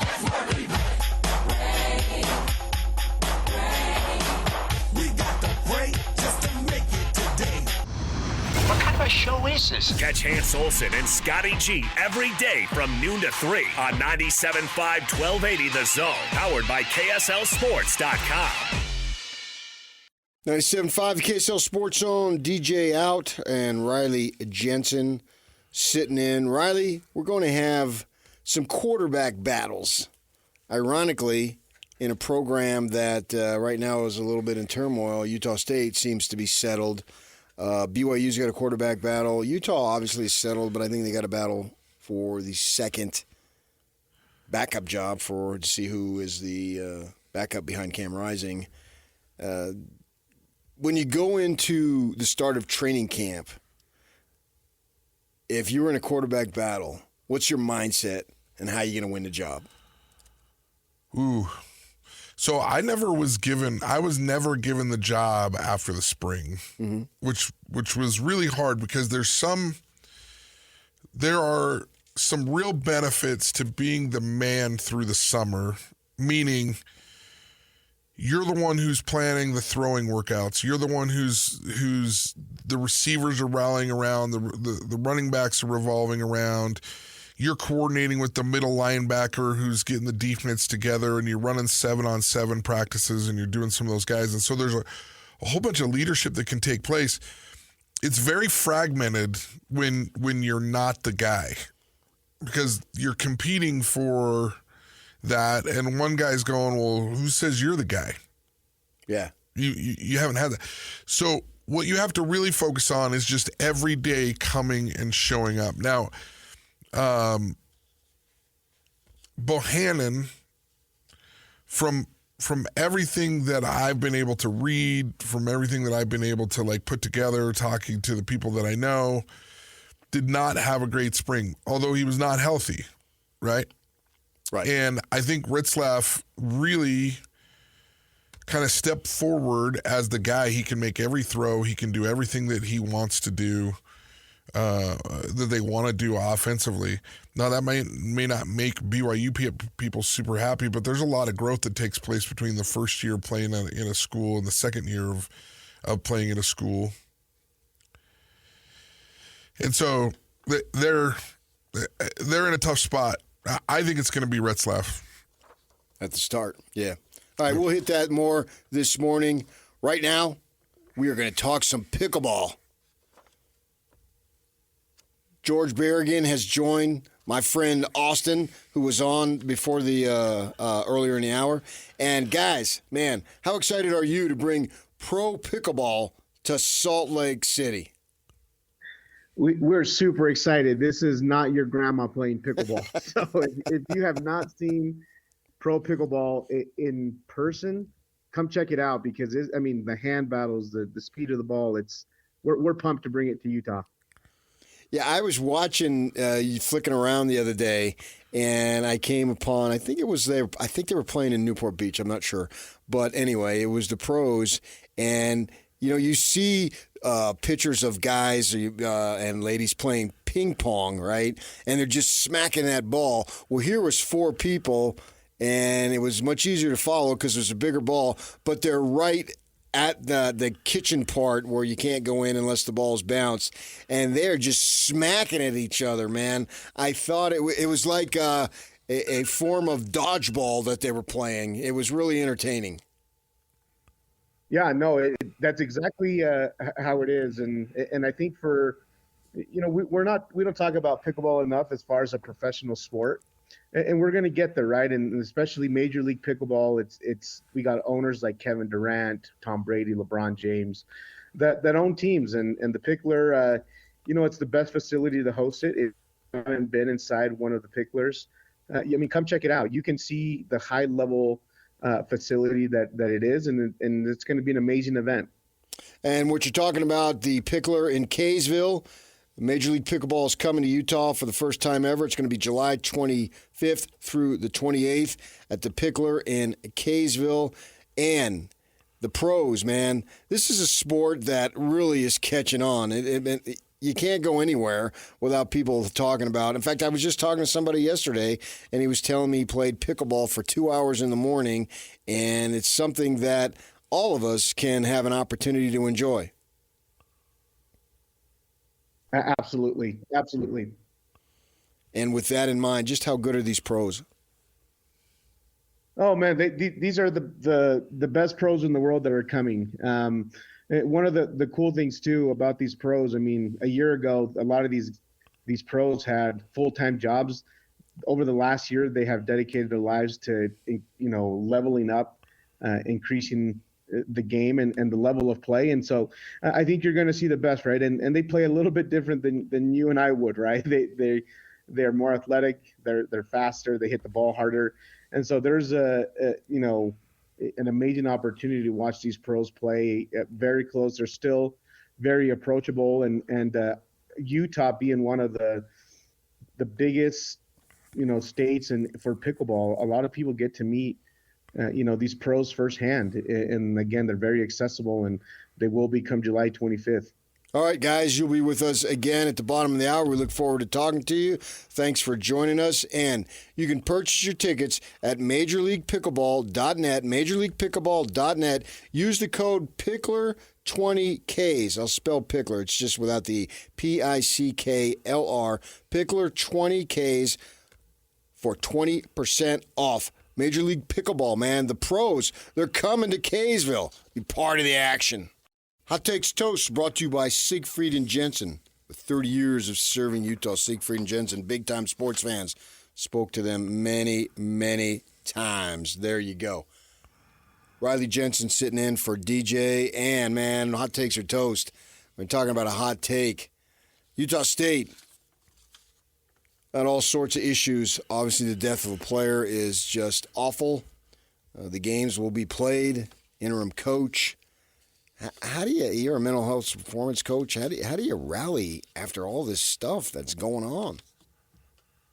Well, I think the hardest part about, there's just been so many changes and so many difficult situations in the last really month.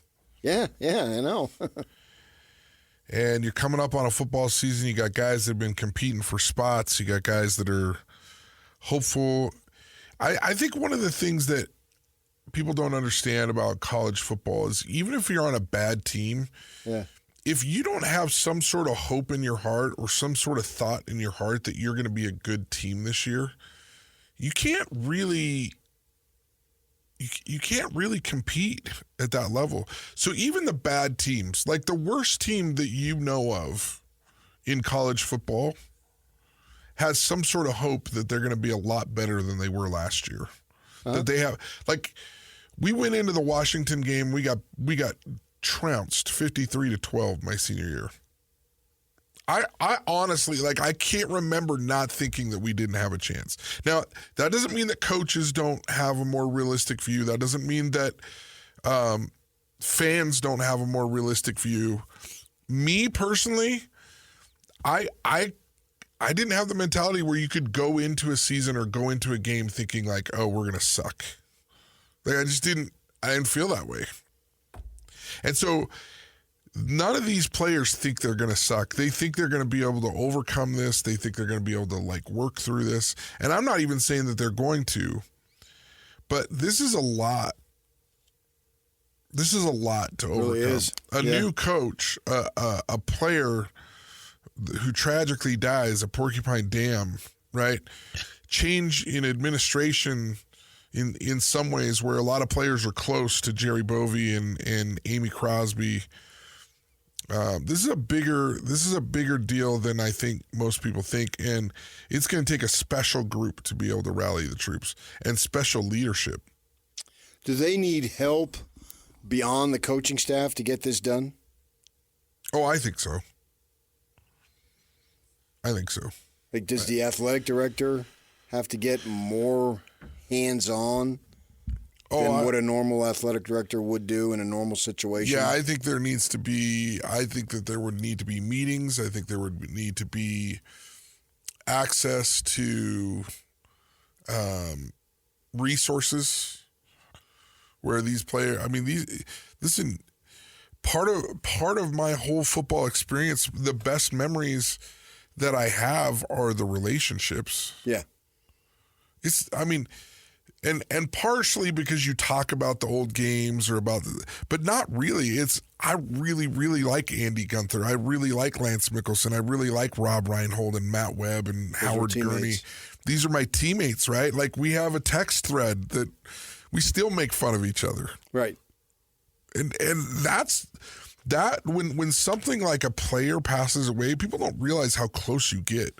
And I think furthermore, men, when they are trying to forge relationships, typically a relationship is formed because you went through something together. For sure, yeah. Right? Yeah. And you know that he has your back and you know that I have your back type of thing. You look at World War II veterans, Vietnam War veterans, like these guys went through something together that nobody can understand except for them. It's why a lot of times when I'm talking to a BYU football player or a Utah football player or Weber State football player, at any time, it's kind of like we give each other the nod like, hey, you know that it's not all sunshine and roses. You know how hard this was mentally for us to go through this and compete at a high level and do the very best you could. Yeah. Right? Yeah, that and I don't mean that in a way that's like cliquey to other people. It's just kind of like, or quarterback, like even more specifically, like quarterbacks. When I meet another quarterbacks, like, this guy gets it. This guy knows. Right. You know what I found? This is more than a decade ago. You guys know personally, my wife had cancer, and so went through the chemo and all that stuff, and so the hair is gone. So you go out in public and you wear a bandana, and people would come up to her that had been either, if they hadn't been through it, they offered support, right? You go, girl. I remember I think we were going to a concert, and we go through where you scan your tickets, and just the people right there giving her support. I mean, she's basically a week removed from going through all this garbage that you got to go through. But then if you ran into somebody who had gone through it, it's like, get out of the way, dude. I'm talking to her. Yeah. and I would just stand there, and they would have a conversation. And I have never had cancer, knock on wood, 1,000 times over, right? Right. So I've never gone through chemo. I've never gone through radiation. My health has been pretty good, knock on wood some more. But I got so used to it that when we would go out in public, just innocently, people who had gone through that experience wanted to talk to her. Yep. And to let her know, I'm with you. And this is the type of bonding, this is the type of thing that really forges relationships. Like, look, even with my wife, like, my wife is wonderful. She has all these friends in the area where we live, and she's like, hey, how come you don't want to hang out more with so-and-so or so-and-so? And I'm like, I think he's a nice guy. Like, I don't mind going on double dates. Like, but don't ask me to be best friends with him. Right? And it's not even personal to that person. It's just that, like, I've never gone through anything with him. My best friends are people that I've gone through things, like periods of my life where there was difficulties, where we forged trust. And that's what happens on 99% of teams in America, right? They build this trust. So when you fracture that by changing relationships, changing dynamics, you sprinkle in a death of one of those relationships, it becomes a lot. Any way that this can, nothing out of death. It can galvanize. It can galvanize, guys. Yeah. Yeah. Because all you can do. You're an interim coach. Is that what we're going to try to do? Yes, I think you have to, in some ways, replicate what the University of Utah did with the number 22. Right? Okay. Yeah.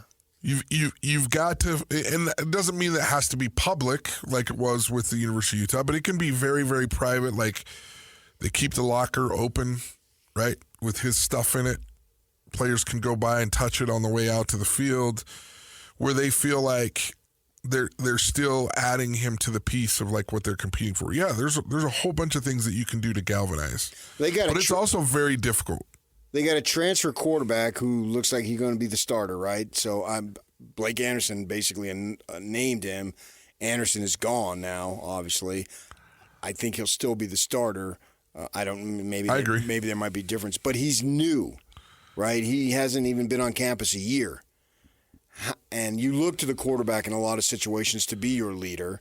How do you think that plays out to them with a person who has not been through any games with them, because that's ultimately, the 6 a.m. workouts and all that stuff. But, you guys in your text thread, you're probably talking about some nice experiences when you beat whatever team you beat, whatever. But there's no history there. Is that going to be another challenge? That's different. Yes, that's another challenge. There is, I could probably go through every quarterback that, if I were to go through and talk to every quarterback that was in his first year of starting, there's a play that changes the momentum for him as a leader, and as being accepted as their leader on that team. There just is. So that hasn't happened yet. No, because he hasn't played. Right. So, I mean, look, it doesn't mean that he can't be a fairly good leader and a really good guy. They're not leaning on him for the death of this player right now. They're not leaning on him for, rallying the troops right now. It's going to be on the middle linebacker that's been there. It's going to be on the Larson offensive lineman that's been there. It's going to be on Larson, the corner, right? Yeah. Who's a local guy. That's the type of leadership that takes place right now. Now, that doesn't mean that this quarterback can't evolve into that as the season continues to progress, but he's got some things that he has to prove on his own. Do you think what level of chance is there do you think that could potentially derail the season? Because that would be awful. Well, there's been so many setbacks before they even get to day one of training camp. Yeah, I remember talking to Gary Anderson, and he talked about as he was trying to turn the program around at Utah State, there was a game at Hawaii where they got behind early, and Hawaii's a tough place to play because you're dealing with like all kinds of stuff. First of all, there's hardly any fans in the stands, right? So it's not as motivating because you're like, this is like a freaking high school game. Yeah. Right? Mm-hmm. Secondly, anyway, long story short, they were way down. Chucky Keaton rallies the troops. They come back and they win I can't remember the exact score, but I want to say it was 56-48. And he said that was a huge win from the program because the Aggies went from here we go again mentality that he'd been trying to change since he got there to holy cow, we can do this together. Uh-huh. Right? What you worry about in this situation is do you flip back to, well, it's not surprising this has happened. We've had a player die. We've had changes in our administration. Our coach has been fired. So what? Here we go again. So you got to be real careful right now as a coach that you don't fall back into here we go again mentality. And I think that's the danger of these type of situations is like, dude, I've been through too much. You broke me. I give up. Yeah, I mean, you don't want to say it that way, but in some ways, if you're not mentally resilient and ready to fight through whatever's thrown at you, you can't win, especially in college football. College football, really, football is different to me than any other sport because you're doing something that's really, really dangerous. Like, you literally can get hurt on every play. Yeah. On every play. Like, not just like everybody worries about the head, but like, I remember rolling out to my right and I'm thinking this is like an easy throw. I make an easy throw, right? Complete like a 10-yard out to the sideline. The guy just gives me a little tap on the shoulder. Well, my momentum was going so fast already. I go flying and I landed with kind of like my arm underneath my head on the turf. Uh-huh. My whole right arm went numb. Yeah. The weight of your body and everything. The way I landed was like my whole right arm was numb, and it had nothing to do with like I took a shot to the head, and my arm felt like this big piece of flesh just hanging there. And I'm like, what the freak just happened to my arm? Ooh, you made me nervous there. Yeah, but don't get nervous. I'm not. But you have to be able to fight through that stuff mentally on every single play. And I think that's why it's really good for young men to play football because you're doing something dangerous. And when you get through the season, I feel like young men stand a little bit different, whether it's just playing through Little League, even just playing through Little League, you stand a little bit different because you're like, man, I did something that's hard. Like, not only hard, but dangerous. Like, I did something dangerous, and it changes the way that a young man stands. And if you don't have that in college football, if you're not playing a million miles an hour, if you even have a doubt that you could get hurt, it all turns on you quick. Or if you even have a sliver of a doubt that you could lose, it can change so fast. The mentality of teams, the mentality of athletes. I mean, if there's anybody listening that wants to like dive into mental toughness a little bit more, There's a TEDx talk by Craig Manning called Task versus Ego that's absolutely fascinating. And he talks about how quickly back and forth during a tennis match your mentality can change from a winning mindset to a losing mindset to a winning mindset to a losing mindset if you're not careful. And it's a fascinating dissection of the mentality of an athlete in a game, in a season, in a career, of how fast things can flip if you're not careful. And that's why culture is so important. And I've said this to you before, Patrick. I could go and sit down with Kalani. I could go down and sit with Kyle. I could go down and I could sit with Coach Mental at Weber State. And you would have a blast just watching us diagram and draw plays. Okay, what are you going to do if I line up in this formation? How are you going to cover this guy? And if you do this adjustment, what if I do this? It would be – there's not a coach in America that doesn't know the X's and O's. Right. The great coaches are the ones that have great cultures that don't quit, that players know exactly what's expected of them. And in this chaos right now at Utah State, it's really, really hard to have exactly what's expected out of you as a player delineated and put forth with the change of the coach this late in the season, this late in the, that's hard. And that's why there's 5-6 coaches in America that I think to myself, man, they really have this culture thing down. Like year in and year out, these guys just continue. And Kyle's one of them. He is. I knew you were going there. Kyle's one of them. I've been around the program for so long now. It is so clear. It is so, and love Bronco or hate Bronco when he was at BYU, it was clearly delineated what was expected of you as a BYU. You may not have liked the way that he presented it. You may not like the way that he delivered it. It was clearly defined what your role was, what you were supposed to do as a BYU football player at BYU. Which is why he turned it around in a season. Right. They went 6-6, I think, that first year. And the next and then they 4 went 10-2. years, they're winning double-digit games. Yeah. Because that second year, everybody knew what he expected, all the nonsense, all the crap that had been in the program for 3 years was out. Right. It was gone. And those are the great coaches. I mean, Chris Peterson at Boise State and at Washington was so good at that, right? Yeah. And I think that's why a lot of the, and Saban was so good at it. But one of the reasons why some of these old guard coaches are starting to get out is because NIL is a big, it is very, very tough to keep your culture together in this NIL world. This NIL, this transfer portal world is very, very difficult on some of the old guard coaches and some of the coaches that have been doing things for years. Yeah. Right? Yeah. There you go. Riley Jensen, man. That's some good stuff as far as what Utah State has to face this season as training camp, man. It's next week. Everybody gets going next week, right? That's hard to believe, but here we are. And then they'll have 3-4 weeks of practice and then get ready for games. And we'll be covering it right here on 97.5 the KSL Sports Zone, man. We just love college football. That's for sure.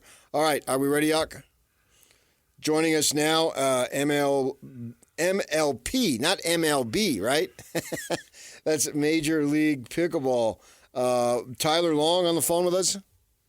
Tyler, good morning. Yeah, Tyler, man. How excited are you to come to Utah to play some Major League Pickleball? So I'm pretty stoked. I actually live here in Utah, so it's my first home tournament in quite some time, so I'm pretty stoked to be playing in it. Oh, did you grow up here or did you move here? I did. I grew up in Alpine, so I'm pretty close by. So how the heck did you get into pickleball and become a pro? I'm fascinated by that. Pretty standard story. Just played tennis growing up, played a little bit at BYU, and then from there switched over to pickleball and have been doing it ever since. I've been playing about 10 years, so I've been playing quite some time. And you're a professional, so this is your job. It is, yeah. It's pretty weird and crazy to believe, but yeah, I've been able to do this for the past 10 years. Wow, that is really cool. Now, Major League Pickleball is coming to Kaysville, and it's going to be July 25th through the 28th. The world's top professional pickleball players. Have you played up there in Kaysville? Yeah, so it's a beautiful facility. It's called the Pickler. It's about 15, 20 minutes north of Salt Lake. So anybody in the Salt Lake area or flying into Salt Lake, they can get there pretty quickly. They got indoor courts, and so they have 15 courts there at the facility, but they'll only be using 2 to 4 courts for MLP. It's more of a team event rather than an individual-based tournament. Yeah. And so, yeah, you'll have top players from all around the world coming in for this Major League Pickleball event.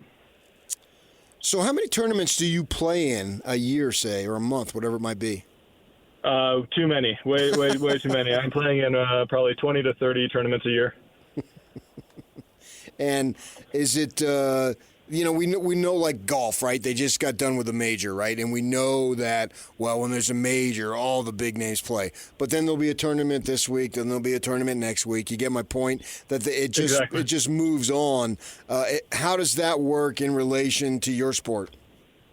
Yeah, so in pickleball at this moment, there's a couple different tours. There's 2 main tours, the PPA, Professional Pickleball Association, which I compete in, and then also MLP, Major League Pickleball. The MLP is like the team formats like Team Davis in tennis, and so that's going to be team-based. You have a couple other players on the team. There's 12 to 14 premier teams, then 12 or so challenger teams, and then they compete against each other's teams. And then on the PPA side, the Professional Pickleball Association side, that's more individual based. That's more similar to tennis tournaments where you compete in singles, doubles, mixed doubles. You choose your partners for that rather than being drafted to a specific MLP team. Okay, so this is an MLP tournament, right? Exactly. Yep. So this is the one where you'll have like owners like Kevin Durant, Drew Brees, LeBron James, all those big name celebrities. Those are the ones that own parts of the MLP teams. And so you didn't pick the guys and gals you'll be playing with. It's part of a draft, I guess. Exactly. Yep. So I was drafted to the Utah Black Diamonds. I actually play for the Utah Black Diamonds. And then I know those people because they also compete on the PPA tour as well. So we'll know most of the players. They just play for different teams in MLP. I don't know if you can answer this, but obviously since it's professional, that means prize money is at stake. How much prize money is at stake? That's a great question. So this is a normal regular season event, and so they do tournaments, like mid-season tournament. They just had one in Michigan literally last week, and the winning team got, I think, $120,000 or so, $140,000 for the mid-season tournament. And so there was a lot of drama and controversy kind of that happened the last year or so.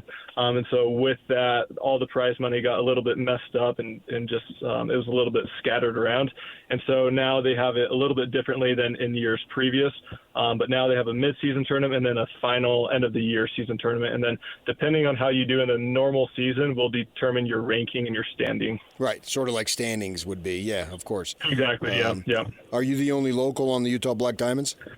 So there's 4 players on the team, and there are actually 3 out of the 4 are here in Utah. There's 2 in Orem, and then 1 in Salt Lake. And then the 4th person is in California. Cool. Well, we'll be following. We appreciate your time, Tyler. Thanks. Yeah, come on up. There you go. Come on up, what he speaks at, up in Kaysville, July 25th through the 28th at the Pickler in Kaysville. That's Pickler without the E at the end, so just eliminate that. And you can purchase your tickets at MajorLeaguePickleball.net, and you use the code when you go to MajorLeaguePickleball.net, Pickler20Ks, K-A-Y-S. Pickler20Ks, you can get 20% off. All right, we'll talk some golf with Bob Casper. Stay with us right here on 97.5, the KSL Sports Zone. The band of the day is AC/DC, and it's brought to you by Live Nation for all your live concerts and events in 2024. Check out livenation.com. Fight, fight, fight. Wow. I can't believe Jake's playing Trump's fight song. I don't think you're supposed to say that. Oh. AC/DC still rocking. They've had a few changes along the years. Death has hit us all. It's inescapable. We will all, at some point, hopefully later rather than sooner, as far as that goes. And joining us now is Mr. Bob Casper to rehash what went on over the pond. Bob, DJ's off today. You're with Riley Jensen. Good morning. Hey, boys. How you doing? Yeah, we're doing well. What's up, Bob? Nice. I got to say, watching golf on Saturday, I wasn't too, what's the word, enthralled, entertained. It was just too crappy, man. I mean, the cameras couldn't even stay dry. It was hard to watch. Well, that's just part of being over there when the weather comes in. You know, you've got all the raindrops on the cameras, and and guys aren't playing great, and you're seeing the leader at 7 under par, finishing at 1 under par, and just everybody's kind of backing up a little bit. But wow, yesterday was really fun to watch. Now, Sunday was an entirely different story. Absolutely, Sunday morning, obviously on our time zone here. A 65 by Schauffele, and if I'm Rose, if I'm Horschel, I know it's tough, but particularly somebody like a Rose, these guys want it bad. But when you're shooting 67 and the other dude shoots a 65, I think it was, don't you just got to tip your cap? Yeah, absolutely. He flat out outclassed the field yesterday to be able to win the Open Championship. He shot the same score at the PGA Championship, 65, to win that one. So the only other guy that's done that 65-65 is Jack Nicklaus. So he's got good company. But it seemed like the front nine everything was kind of starting to sort out a little bit on the front nine. And then once Xander got to the back nine, it was a full pedal down, and he was able to make 4 birdies on the back nine and be able to get in the house at 6 under par for the day with that 65, 9 under par total. So he's had a pretty good run this year in the majors. An 8th at the Masters. Of course, he won at the PGA Championship. Then he tied for 7th at the U.S. Open, and a win at the Open Championship. So all top 10s with 2 wins is some amazing golf by Xander Schauffele this year. Now, Riley Jensen, Bob Casper comes from golf stock. I don't know if you know this, but he has a famous father. Yeah, right? I knew that. And Hall of Riley Famer. knows that. Yeah. Every time I talk to Bob, he's like, "You know who my dad is, right?" Right. Oh, come on, Riley. You know what? Every time I talk to Riley, I played quarterback. Nice comeback. Oh, wow. Nice one. And so, because he comes from stock of the highest caliber, you'd think he knows golf. But I want you to listen to what Bob had to say earlier this year, just a few months back. Was he whining? Yeah, about Xander Schauffele. All right. All right. Well, I would have taken Rory if you hadn't, but I'll go ahead and take Scotty Scheffler. I know we all would, right, Roy? No, I got Scotty Scheffler. No, you don't have Scotty Scheffler. I have him with my regional pick. Xander Schauffele is your regional pick. What? Xander Schauffele is your regional pick. No. It has been for a while. It is now. Scotty was on the bench. Now Scotty's my regional pick. Stop. I've got Scheffler. You serious? No, you really don't. No. If I would have known I didn't have Scotty Scheffler, I would have picked Scotty. Oh, you can go ahead and pick Scotty, and I'll take Rory. Now, you didn't want Xander Schauffele as your regional or allocation pick. We added a 4th a few years back. I got Rom because of his Sun Devils. DJ had Tony Finau went to West as his kid did, and you grew up in San Diego. So we gave you a 2-time major winner, and you didn't even want to take it, Bob. Oh, listen to you, because what would have happened is I would have had Scotty as my regional pick, and I would have picked Xander for the first one. Crap! But the other thing is, since you had. Who did you pick that week with with John Rahm withdrawing from the U.S. Open? Who did you pick as your regional pick? Rory. I took Rory because my grandfather was born in Ireland. That's what it was. That's what it was. So you threw John Rahm under the bus. Well, he didn't play. But you picked it. But you picked him back up because you had to for the Open Championship. I did. I had to. Those are the rules. Those are the bylaws of the DJ PK Bob rules. Casper picks. Those are the PK rules. Yeah, right. And I gave you Xander Schauffele, and Bob, you wanted to say no. Bob, this is what we have to deal with. This is I gave him a major this is winner how who the won argument freaking works. 2. He's going to be player of the year this year. What, Riley, it's hard work. Always, it's PK's way or the highway. Well, PK's way was the right way. Right. And it's amazing to me that Patrick is saying that, right? Like, PK's like, he's like, oh, it's the right way. I knew Schauffele was going to have a breakthrough, and I wanted to help out a brother who's been struggling with his picks. Oh, my goodness. Oh, my goodness. That's selfless, man. Somebody else did something selfless, PK. stepped aside. PK. I stepped aside and let him have Schauffele. That's right. That's right. You did. That's right. You did. I will give you that 100%. Pat yourself on the back, and don't break your arm while you're doing it. I've never wanted credit, Bob.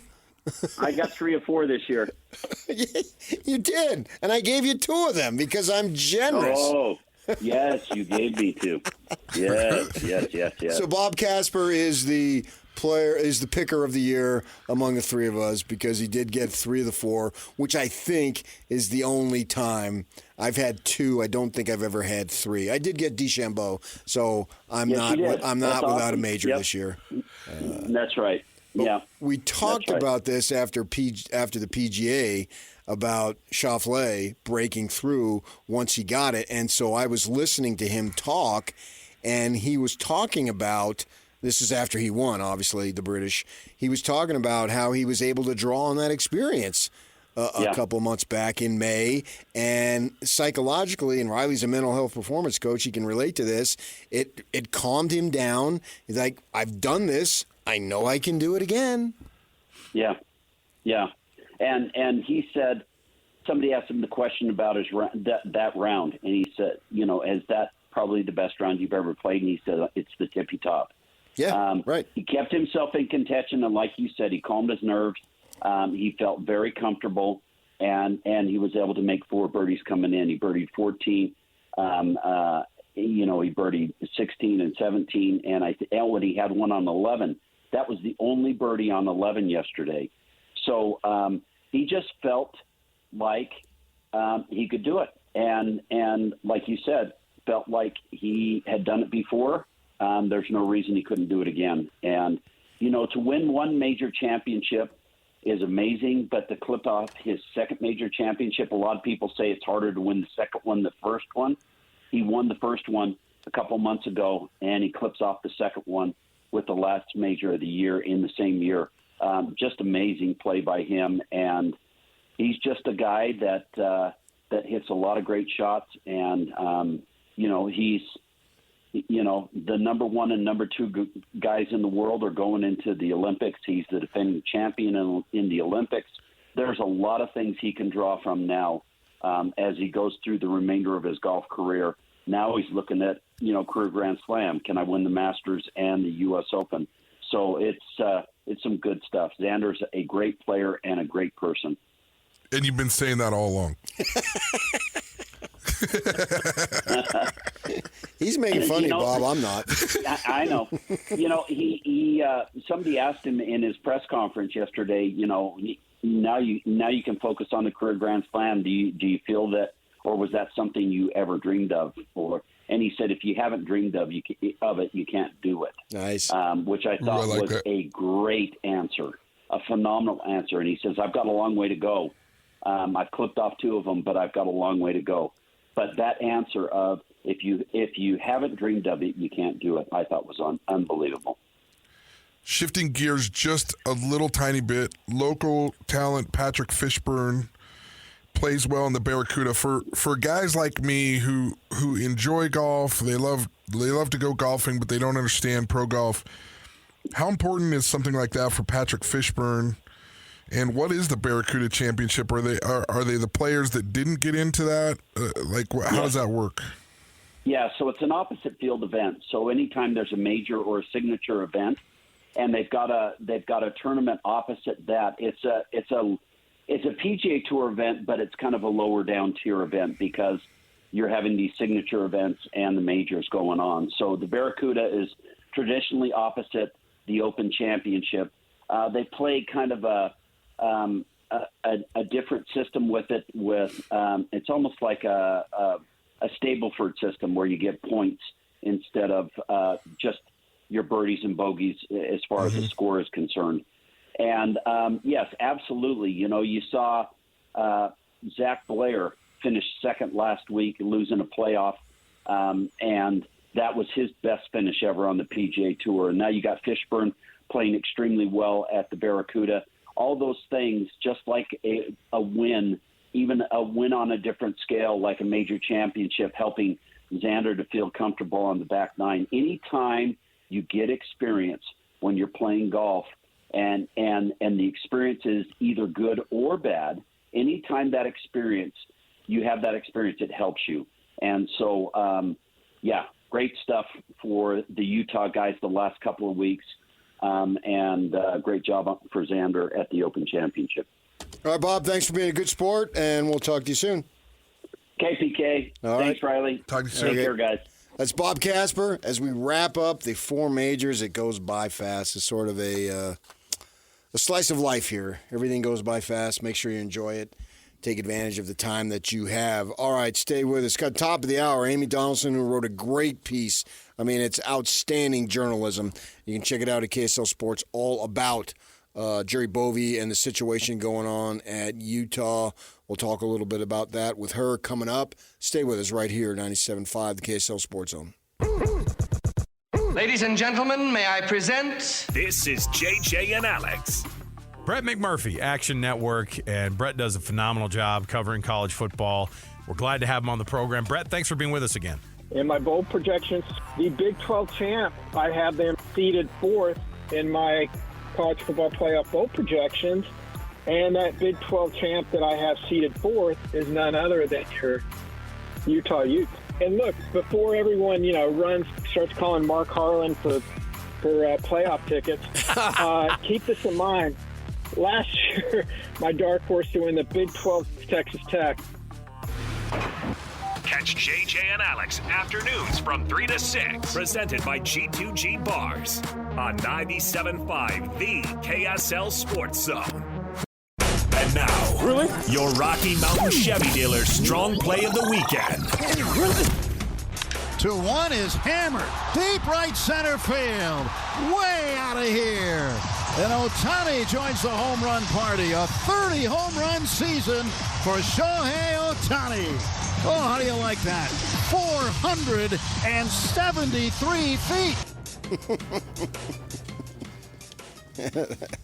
That's your play of the day, Shohei Ohtani. 473 feet, and it wasn't down the line.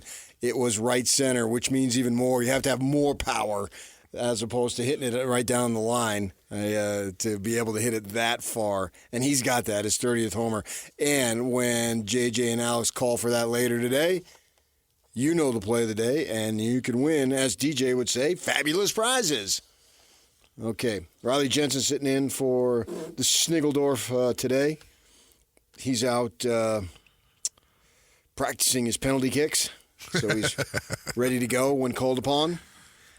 We just talked to Bob Casper, and I was fascinated to listen to Xander Schauffele talk about how he got the opportunity to win the PGA, and so his emotions and nerves and all were all calm because he's done that. Okay, I get that, and then he wins. But how do you get to the point where you win initially to get your nerves calm and all that? Because it makes sense you can draw upon it, but how do you get there in the first place? Well, I think one of the things that's important for people to realize, and just because you're anxious or nervous or feeling pressure doesn't mean that you can't play well. Right, I got you. It's simply an indicator that you care. It's not an indicator of results. So just because you're feeling shaky, you're feeling nervous, you feel a little bit wobbly in your legs, you feel like your mind is racing, that doesn't mean that you can't perform at a high level.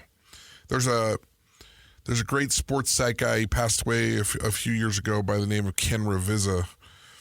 And he used to tell athletes all the time, he'd say, are you so crappy of an athlete that conditions have to be perfect for you to win? Yes. You know? And if they answer yes, then it's like, okay, well, then I can't help you. And otherwise, it's like, okay, so you're nervous. So what? Now what? Right? Yeah. And there are all kinds of tools that are new and innovative. There's a new breathing technique called the double inhale by Dr. Huberman. He's kind of the breathing guru out there. I think it's the best one that I've seen for athletes that are in the middle. The breathing guru?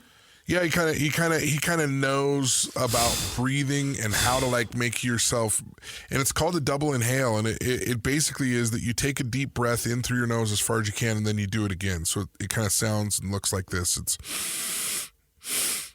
so you do this double inhale, and then you exhale, and it immediately calms your nerves and immediately gets to the place that calms you down so that you can at least minimally perform well in that very moment. Very good. So it's very cool stuff. There's all kinds of tools, and when you break through on that first one, it just makes it a little bit easier. Okay, we got some pickleball talking about again, and Major League Pickleball is coming to Kaysville, of all places, July 25th through the 28th. Joining us now is George Bergen and Austin Wood. George, you're the CEO of the Pickler up in Kaysville. How excited are you to have this pickleball coming to the facility? Oh, can you guys hear us okay? Yeah, we can hear you. I just heard you right now. I heard some kids in the background or somebody. Oh, that's Austin. Yeah. We are on summer vacation, and Understood. So we're up in Wyoming, but super excited for Major League Pickleball to be stopping in Kaysville. It's they're only doing 6 stops this year, and Utah being one of them. So we're super excited that they chose to come to Utah for one of the stops. Explain the format to us, guys, as far as people who go up there and want to take it in and what they can expect.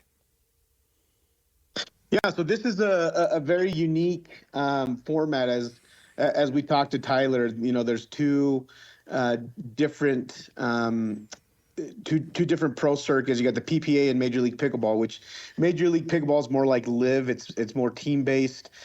You got players that got drafted, not just from the PPA, but they could have been playing in another pickleball circuit, or you're starting to see players coming out of Australia and different places like that. So they got drafted to be a part of a premier team and challenger teams, which is also very similar to European soccer. So eventually you're going to start to see people get promotions and move up from challenger to premier. And so it's kind of an exciting format because you get to see the best players in the world, but also upcoming talent.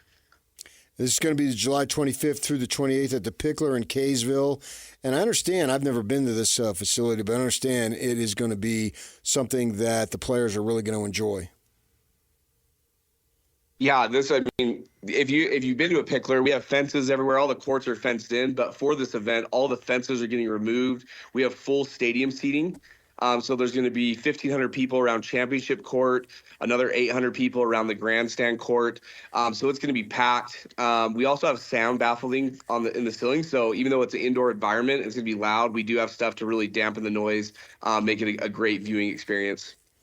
It sounds to me that having not been up there in Kaysville, but I've been to pro beach volleyball on the beach, and it sounds like that's just what it's going to be. You're going to have one center court, basically, and then you're going to have some others where there's going to be the way I view it, tell me if I'm wrong, having gone to and covered pro beach volleyball when I lived down there in California, is that you got action going on all day long. Absolutely, yeah. There's going to be a game going on all day long, Thursday, Friday, Saturday, Sunday. If you have a ticket, you're going to be able to see pro pickleball all day long during that time. Yeah. Okay, cool. We appreciate you guys coming on. I'll give the information and we'll talk to you again in a bit. Thank you. You can purchase tickets. You go to MajorLeaguePickleball.net, and use the code PICKLER20Ks. Now, the Pickler, that's without the E, so PICKLR, 20Ks, KAYS, 20, Pickler 20Ks, Pickler 20Ks, and you get 20% off. Pro pickleball. This is a sport that has really, really taken off. Anybody can play it. And I think that's one of the attractions. It's really easy. We'll get an opportunity, not easy to be successful, but you can be out there and play it and get the opportunity to see the pros. They'll be up at the Pickler in Kaysville the 25th through the 28th. Pro pickleball coming to Utah. Welcome back in, DJ and PK. DJ's off today. Riley Jensen is sitting in now. I got one of my OGs joining us. I'm one of my original gangsters from way back when. I've known this lady since she was a young lady, and we're both old now, aren't we, Amy, huh? We are indeed. Just keep us calling. Yeah. Amy Donaldson joining us. And Amy, you work, I've known you for years and years, obviously, from the Deseret News, but now you're a producer and host for KSL Sport Podcast and a writer for KSL Sports. And I love, and this is something that we don't see as much as we used to, but I love great journalism. And the piece that you wrote on Jerry Bovee and the situation with him at Utah State is absolutely phenomenal journalism. So first of all, I want to compliment you on a thorough and complete job, because that was journalism at its finest. Well, thank you. Thank you so much. It was, as you know, I'm not doing daily journalism as much anymore, but couldn't resist trying to talk our buddy Jerry Bovee into telling publicly kind of like some of what's going on, because it's really rocked that community. As you know, you're really familiar with that sports community, college community up there, and it's hard for a lot of people. And I think it's going to take some time to play out in its fullness. But I think there are a lot of things that we need to keep in mind as we listen to it play out. Well, as I read it, and, you know, it was thorough. You talked to a lot of different people. It was just a great piece. But I came away with some questions, because in the story you're going and you've got what the university's saying and then what Jerry's saying as far as what was he responsible for reporting the Title IX, if there's anything involved as far as that goes, sexual abuse, whatever it might be, and Blake Anderson, the head coach, he gets dismissed, and I'm not sure what they're attaching Jerry Bovee to that led to the dismissal. Yeah, so I think the interesting thing, if you read, now my colleague at the Deseret News, Trent Wood, has done some amazing reporting. We've actually kind of been working together, one of the advantages of our company, but working together on this and helping each other. And we may come out with a bigger piece later this week that I think will help, like, the overarching situation here. But I think what's happening is you have individuals who have different levels of responsibility. But what the report from this huge Blackwell, this independent investigative law firm, what they're saying about Blake is different than what they're saying about Jerry. So they actually said Jerry probably met the 24-hour requirement. There's some ambiguity in the language, and as I pointed out, there's a conflict in the rules. But that's where Blake's case, I think, really hinges, and that is they're saying his responsibility was to report this, and telling Jerry was not enough. And so they're dinging him, like they're saying everything else doesn't matter, basically. If you don't report, all else fails. But there are some other issues, and one of those issues is him talking to the student athlete, talking to the alleged victim, talking to a roommate of the student athlete. And those are things that the Title IX office asks people not to do, because, of course, it can be seen as interfering in an investigation. But there is also a rule in the student handbook that requires coaches and athletic directors to gather enough information that they can decide if the student athlete should remain part of the team. And so there's this little gray area there that nobody's really talking about.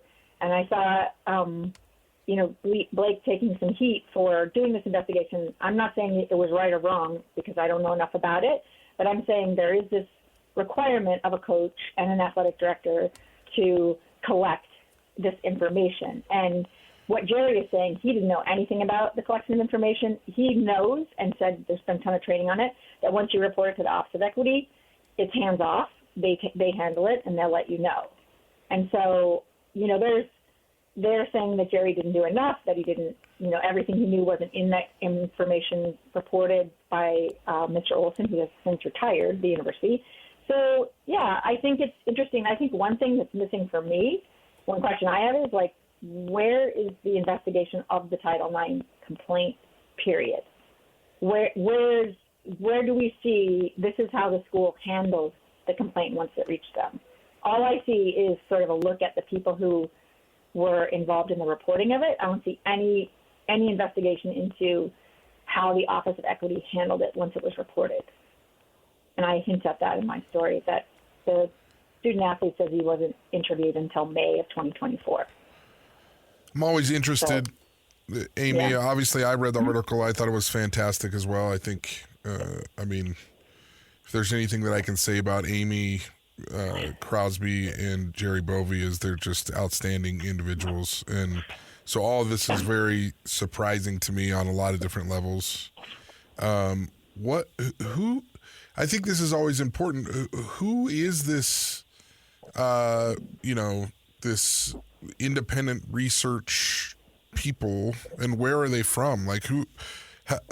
Who's the people that decide this kind of thing and do the investigation? I think we always just go, oh yeah, well that's all on the up and up. For sure that was an independent counsel. Who is it, and who are they, and how do they determine whether this is in line with school and Utah laws?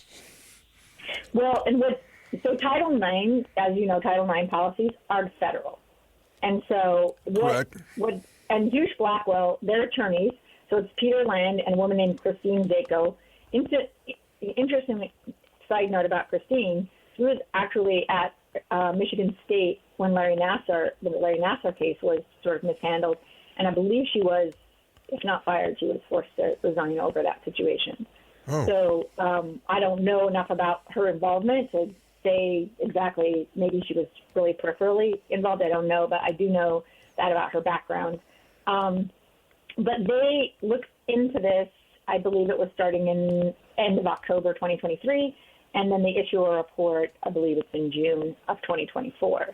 And they look at the university's policies, and they look at federal guidelines and what's required in Title IX, and then they say whether or not, federal rules were followed, and also university policies, and also what access. One of the things they really ding Jerry hard on is that he does so much training. I mean, he's the trainer. This is when I had very first heard about this. I'm like, if there's one, you both know me. I'm always shouting from the rooftops about women's sports and what we don't get and what we need and how unfair it is. Well, there's a guy who's listened to more than one of my lectures as well. So I was shocked, right? And so that's one of the reasons I reached out to him. And I will say he was pretty reluctant to do an interview at first, because I don't think most people see how this helps them to jump into this fray. And I want us to understand in the news, you talk about daily stuff. For me, what I miss in daily is being able to bring some context and clarity as a story is evolving. And so it took a couple of weeks, but they agreed to do the interview. But this outside law firm, they're not from Utah, they usually never are, and I think they're back from the Midwest somewhere, but they issued these findings, and some of the findings that they issued were that Jerry changed his story, which he said, obviously, it changes because it's not a thing that was forefront in his mind. It was such a small blip on the radar that it wasn't a thing that was forefront in his mind. And then the other thing was they found this conflict in the rules. So none of these reports are public. You have to get them from the people involved. And so now I believe Coach Anderson's attorney put his online, or on, maybe it's on Twitter, I don't know. Yeah. But it's online, and I was able to get Jerry's information, his report from his attorney. Right. So that's the way you have to get it. And that detailed what they find. And, yeah, I thought it was really different than what's been reported. And the university is the one that put out the statement and said they're being fired for how they handled this incident. Right. And so we all assume, what did they do wrong? And then we're not getting the information. That's the problem. In a vacuum, your imagination goes wild. Yeah, right. Yeah, I see where you're going with this, because these are the same questions that I had, and as you're presenting your piece, I can see what you're thinking, basically, and as you're writing it all. Amy Donaldson, one of our peers at KSL, joining us. And going forward here, for a guy like Bovey, he's talking about getting his name cleared, because this would be such a negative mark on you that it'd be hard to get a job in the field going forward. And as I look on what he's looking for, it's not necessarily, correct me if I'm wrong, not necessarily his job back. That'd be great, but that's probably highly unlikely. That it's to get a name cleared, and then some money that might be owed to him, which I guess you can translate it and say the same thing for Blake Anderson. Yeah, I think Blake's attorney has said he believes that Blake was targeted. They conducted this investigation to find a way not to pay him to pay what his contract demands. That's his assertion. So his assertion is Blake did nothing wrong, and this is them just trying to get out of paying a coach that they want to fire, a lot of money. And so it's a little bit different than Jerry's situation, which he feels like he and Amy Crosby are in the same boat, which is they're USU alum.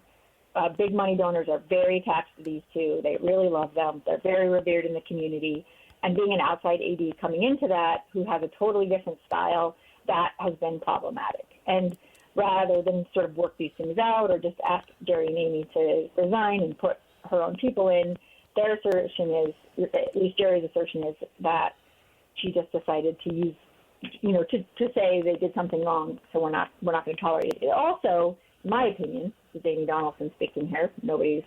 This is my read on reading all the stuff I've read in the last 2 weeks, is that there is a climate that is problematic at Utah State. And I don't think Utah State is alone in this. I have, as some of the reporters here locally have done, some investigative work on sexual assaults that were reported on college campuses. And it is, there are issues with how we handle sexual assault cases on Title IX. This is not a sexual assault case. In fact, it was never determined actually to be a domestic violence case.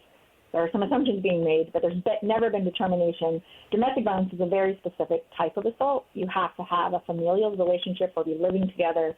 There has to be a domestic relationship between two people. And so that's where there's an absence of that information, even in court documents. But there is no sexual violence here. But I think Utah State has been reeling for the past few years for a number of mishandled sexual assaults, and some domestic violence, involving athletes. And instead of addressing that, I think this is what we're seeing. And maybe this is part of that. Maybe from the university's perspective and the new president's objective, this is the way to get at it. But I think that the problem with Title IX is, especially Title IX enforcement, it lacks any kind of transparency. I don't know how we check to make sure these things are being investigated. If victims don't come forward, if people who are accused don't come forward and share things with us, we know nothing. We get no information. We have to be able to hold universities accountable and public entities who are subject to Title IX. We have to be able to hold them accountable for how they're enforcing these rules. And Utah State has been dinged over and over in the last few years. And I think this is part of, like I said, either their attempt to clean it up or getting at what they think is the problem. And that's a bigger issue, but I think there have been issues at USU. Yeah, there's no question about that.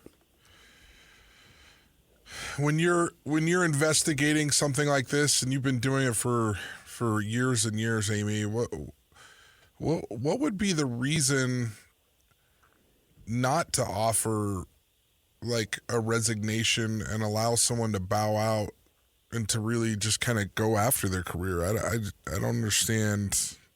I don't understand the way it was gone about, and maybe that's something that we all just kind of scratch our heads on. But what are your thoughts, or what are your feelings as far as that goes?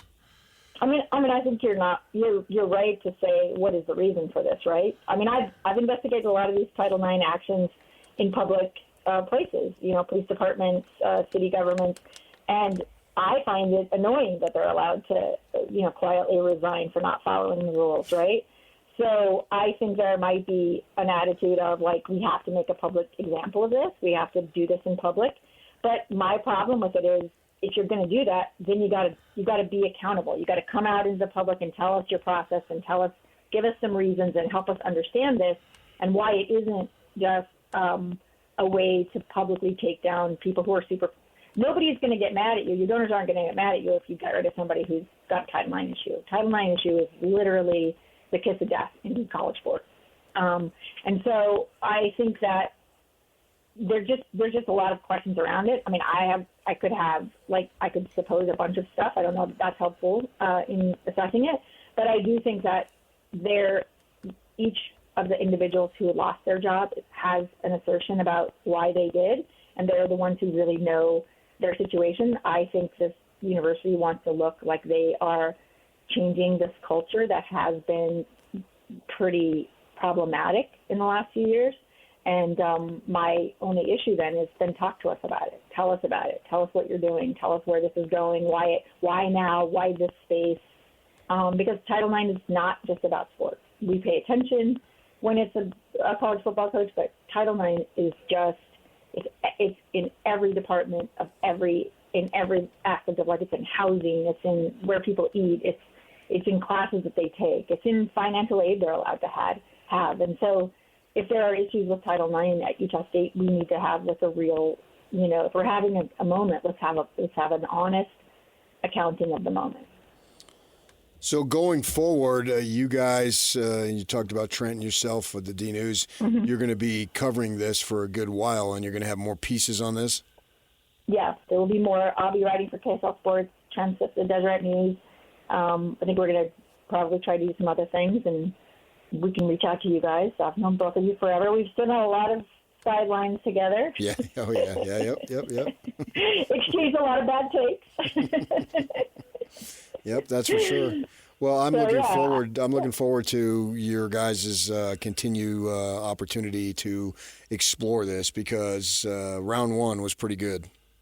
Well, thank you, and thanks for having me. And I'll come on anytime and talk to you guys, argue with you guys, whatever you want. Yeah, there you go. All right, Amy, thank you. That's Amy Donaldson. Take care. You can read the piece at KSLSports.com, Jerry Bovey and all this stuff, and there's going to be more to it. It's a great piece. I really applaud her for some outstanding journalism. There's one thing I know. I'm a blowhard on the radio, but I know journalism when I see it, and I saw it in that piece. All right. Now, we're going to shift gears a little bit, and we are going to be talking to our guys. It's our same guys, right? Austin and George, and you guys, MLP, that is Major League Pickleball, and you're the co-founders of the Pickler, and you're also part owners of the California Black Bears. Tell us about that. Yeah, so myself and Austin, we're high school friends. We're in our mid-30s now, and, we started playing pickleball a few years ago. And, ultimately we always wanted to start a business together. And the idea of having a dedicated indoor pickleball facility where people can come play, you're not playing at the rec center or your local church. This is outdoor court surfacing indoors. And so myself and Austin have been on this journey for about 3 years, and now we get to host Major League Pickleball, which is one of the best pro circuits out there. And so we're also part owners of a Major League Pickleball team. So we're excited to be hosting Major League Pickleball and watching our team play. So will the California Black Bears, that team, be participating? They will be. We're currently in the challenger level, as we talked earlier. We're hoping to get a promotion next year, and hopefully we do well enough. But yeah, we'll be bringing the team. They're from all parts, from Florida, from Idaho, Texas, and so they're going to be flying from all different parts of the country and playing here at the Pickler.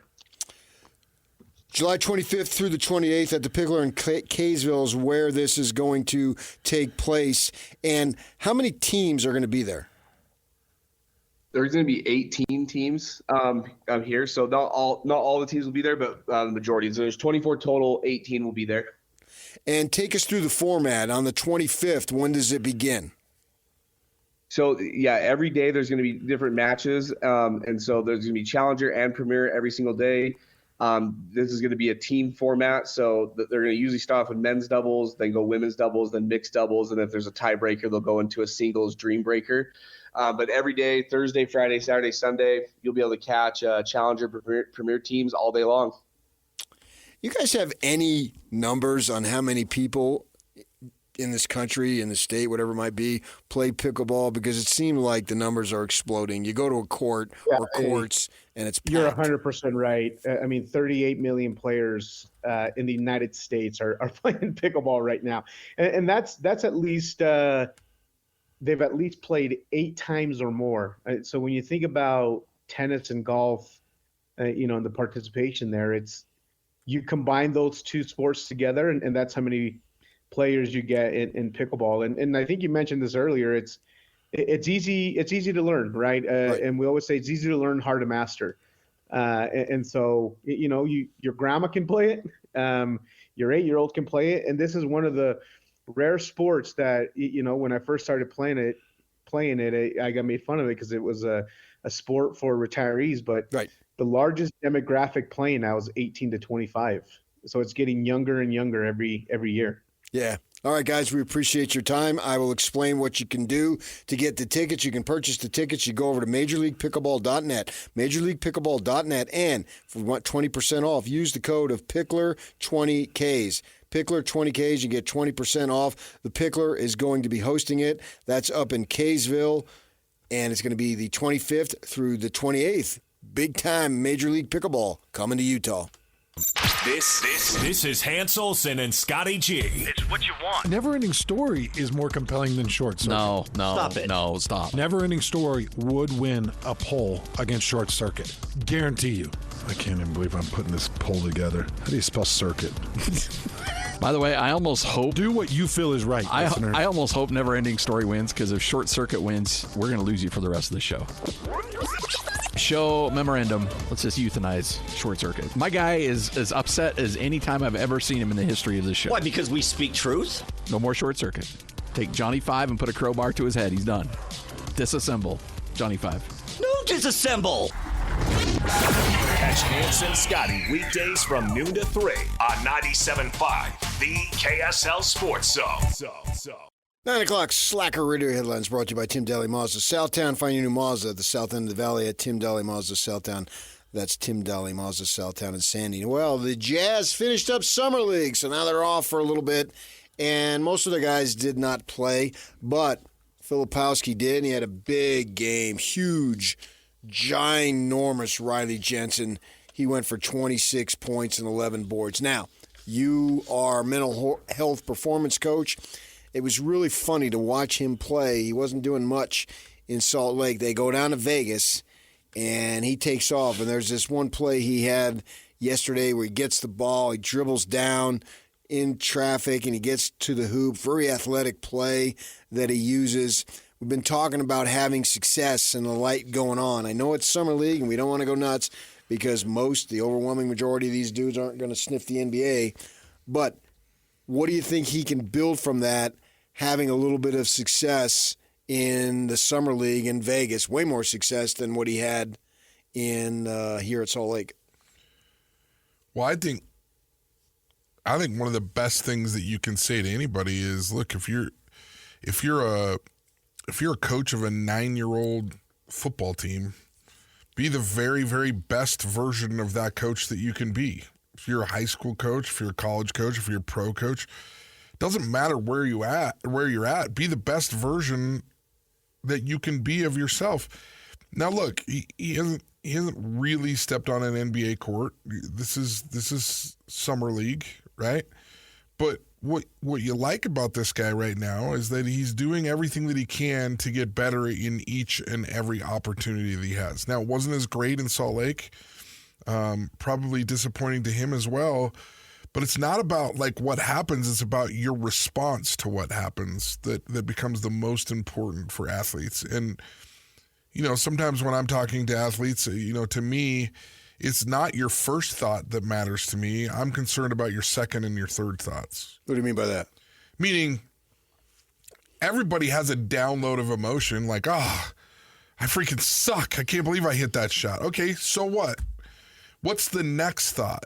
Because you're in control of the next thought. You're not necessarily in control of your emotions. You're in control of how you respond to your emotions.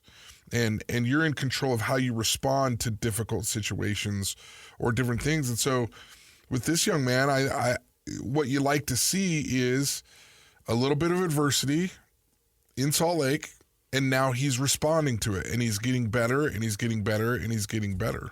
And that's what makes a great pro. I tell people all the time, they're like, well, what's the biggest thing that you've learned about the pros that's different from a high school athlete? And I'm like, the thing that I learned about the pros is that they're exactly the same as a high school athlete. They get nervous, they feel pressure, they go through all these things. They just seem to respond to it better. I mean, you watch any NFL football game, there's safeties that get beat deep all the time.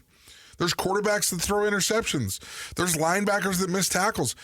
They are very, very good at managing their response. And that's why they're pros, and that's why the rest of us are hacks.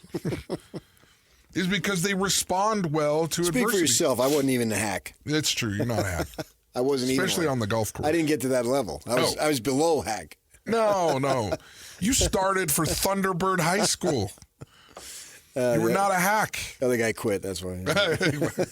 You could give me a million reasons, but you still played. I did play. But I spend a lot of time helping Division I athletes realize they're top 3% in the world at what they do. I'm like, don't forget, you might not be top 3% dad in the world when you get done with sport. You might not be top 3% in the world at anything else that you do. And just because you're competing against other people that are top 3% in the world at what they do doesn't mean that you're not good. It doesn't mean that you suck. It means that you're going to make mistakes just like everybody else, and how you respond to that is the most important thing that you can do going forward. Do you find that success leads to more success, or does it lead to some form of complacency? Oh, I think success. Ooh, that's a really good question. I think that success initially leads to success, but then it's just like anything else, right? Like you become complacent because you're like, oh, like this is happening. This is what I do, right?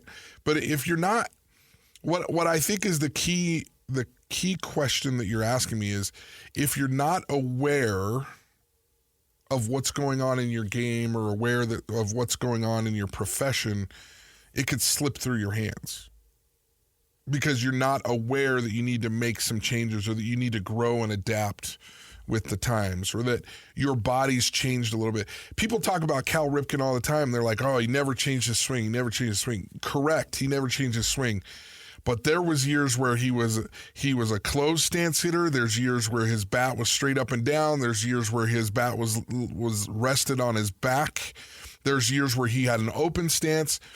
And I've heard him talk about it. He said, the goal was to make sure that I was coming through the strike zone the exact same way all the time. But as I grew and as I progressed and as my mind changed and as my body changed, there was different ways for me to get to that point.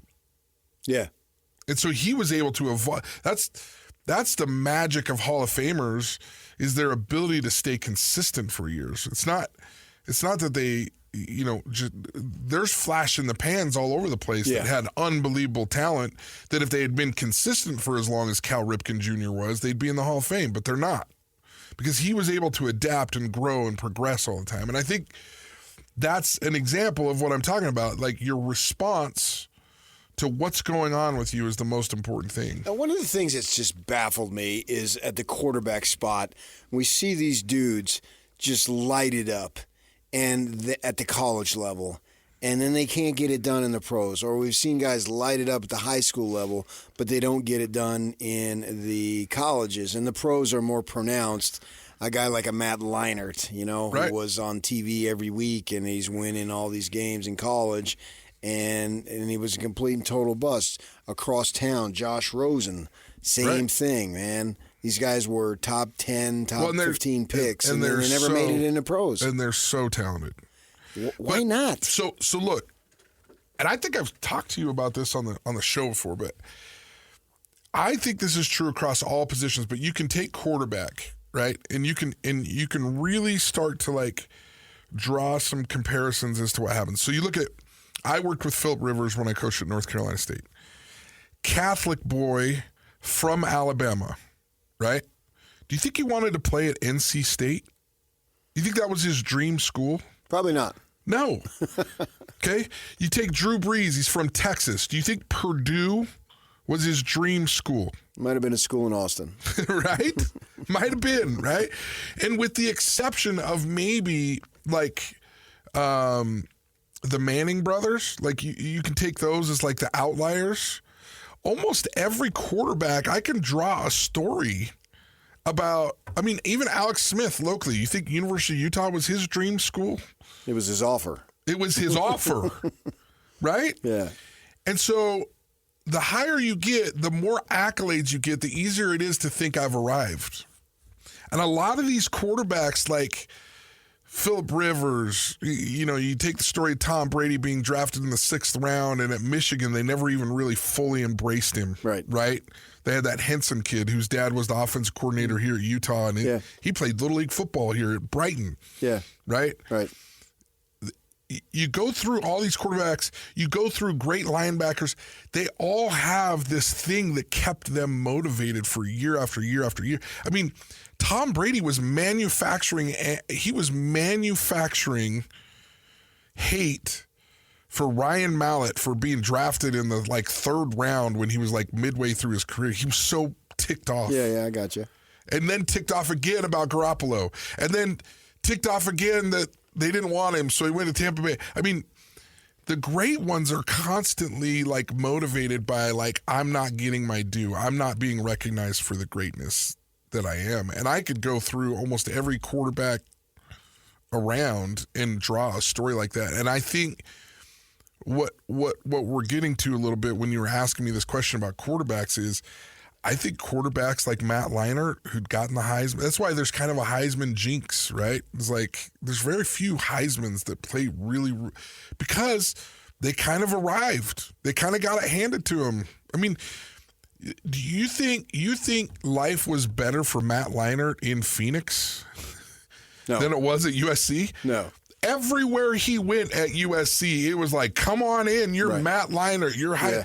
And then he got to Phoenix, and it was I'm getting paid, but nobody freaking cares. Who cares about the Phoenix Cardinals? Yeah. Who cares about the Arizona Cardinals? It was probably a little bit of a letdown mentally. Joey Harrington is another one that comes to mind that was supposed to be so good coming out of the University of Oregon and then went to Detroit. Rick Meyer. Is he Notre Dame? Yeah, Notre Dame was supposed to be so amazing. He was the other pick besides Drew Bledsoe. It was Drew Bledsoe and him that were the 2 number 1 picks, Right. It's just interesting to me.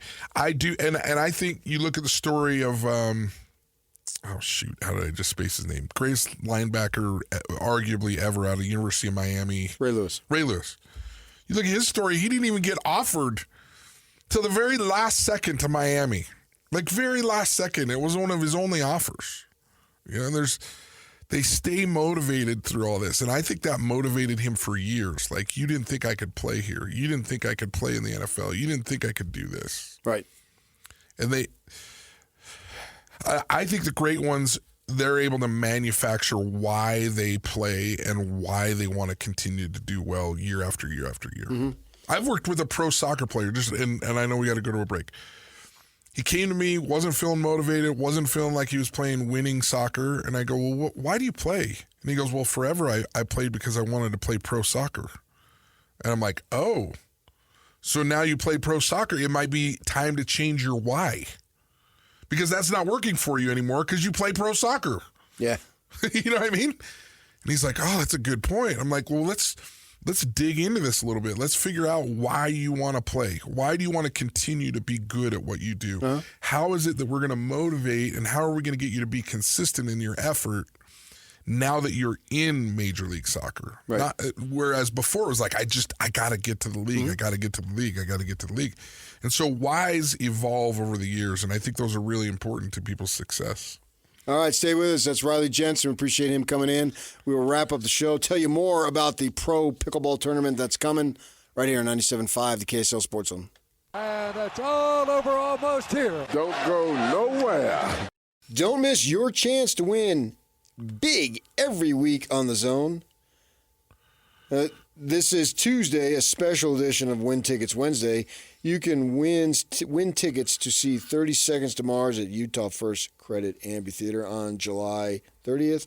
Listen to The Zone all day Tuesday for your chance to win, because we're off Wednesday, right? It is Pioneer Day. Riley Jensen, he's a pioneer if I've ever seen one in the sports world. If you've ever seen one? Right, yes. I'm a real Porter Rockwell. Well, pioneer from being a player to then going into dabbling in coaching and personal coaching, and then changing directions, not quite midlife, but approaching it. Feels like it. Yeah, to where then you got into the sports psychology nature of it and the mental health aspect of it. So you don't see many guys who were a Division I quarterback doing that.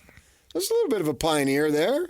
Well, that's nice for you to say. Yeah, to bet on yourself, as DJ likes to say, and now to have all these things going on and trying to be helping all these men and women athletes, whoever they may be, at any level and every level, whoever wants some counsel to get better and to see how they can handle all things and put them in context, because there's a lot of things going on. And for you, this is what you do every single day. You'll be joining us tomorrow, too. We appreciate your time. Just how much of it all is mental. Well, what does he say? What is the saying from Yogi Berra? 90% is half mental. 90% physical, and the other half's mental. Yeah, the other way around. But, yeah. I absolutely love my job. I love what I do. I see these athletes. I see a high school athlete, a college athlete. Pro athletes a little bit different. I didn't dabble in the pros, but these high school and college athletes, like I feel for them. I have empathy for them, for the pressures that they're going through and for how difficult it is to play at a high level. I think one of my favorite things that I've ever done in my life, my grandfather played for the Yankees minor league organization. Who did? And the reason why he didn't make it, and this is very, very well talked about in my family, is he got the yips. He was a catcher. He got the yips, couldn't even throw the ball back to the pitcher. It was psychological.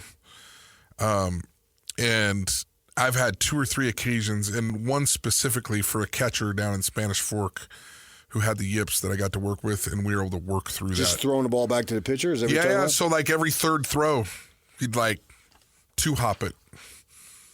Just back to the pitcher.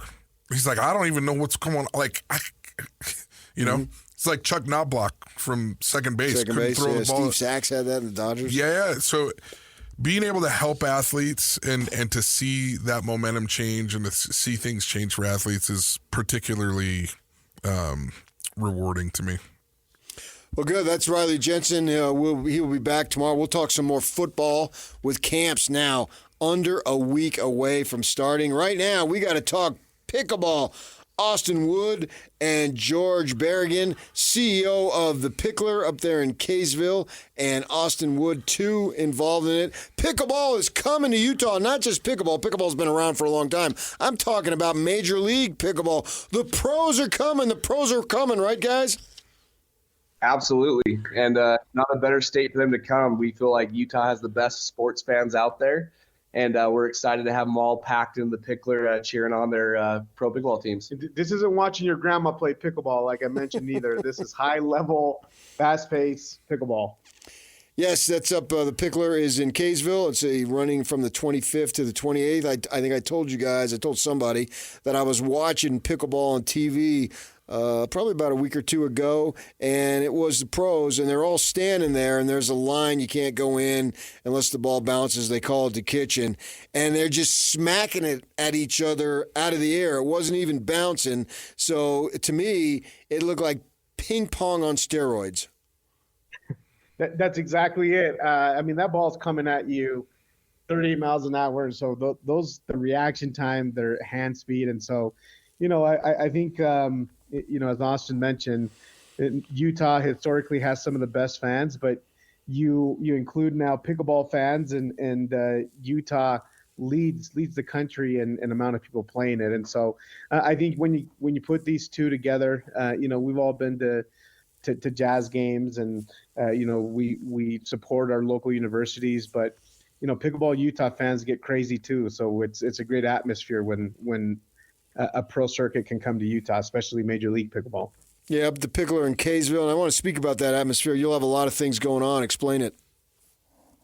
Yeah, exactly. So we'll have 18 teams coming in, from California Black Bears to, your New Jersey Fives. I mean, we got 18 teams from all over the country coming and visiting Utah for the first time for the Major League Pickleball. And so this is a team-based format, 2 men, 2 women. We'll play 4 matches, best of 4.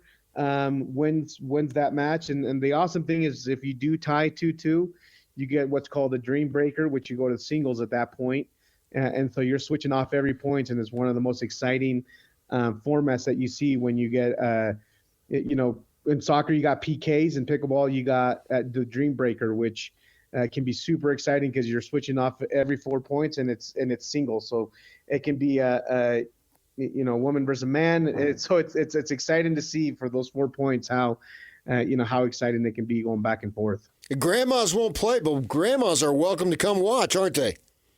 That's exactly right. Everyone's welcome to come. Kids 8 and under are free to come, so you don't have to pay anything. But yeah, you can get a discount, and you guys will mention what that discount code is. But come support the Pickler Major League Pickleball. So we get more of these stops coming in the future. All right, guys, thanks for coming on this morning. I will explain that. Major League Pickleball is coming to Utah for the first time ever. It's July 25th through the 28th at the Pickler in Kaysville. The world's best, the top pro players are going to be here. You can purchase tickets. You go to MajorLeaguePickleball.net, MajorLeaguePickleball.net, and you want 20% off? Use the code Pickler20Ks. That's Pickler without the E. Pickler20Ks for 20% off at MajorLeaguePickleball.net. Stay with us. Jake and Ben are coming up next right here on 97.5, the KSL Sports Zone.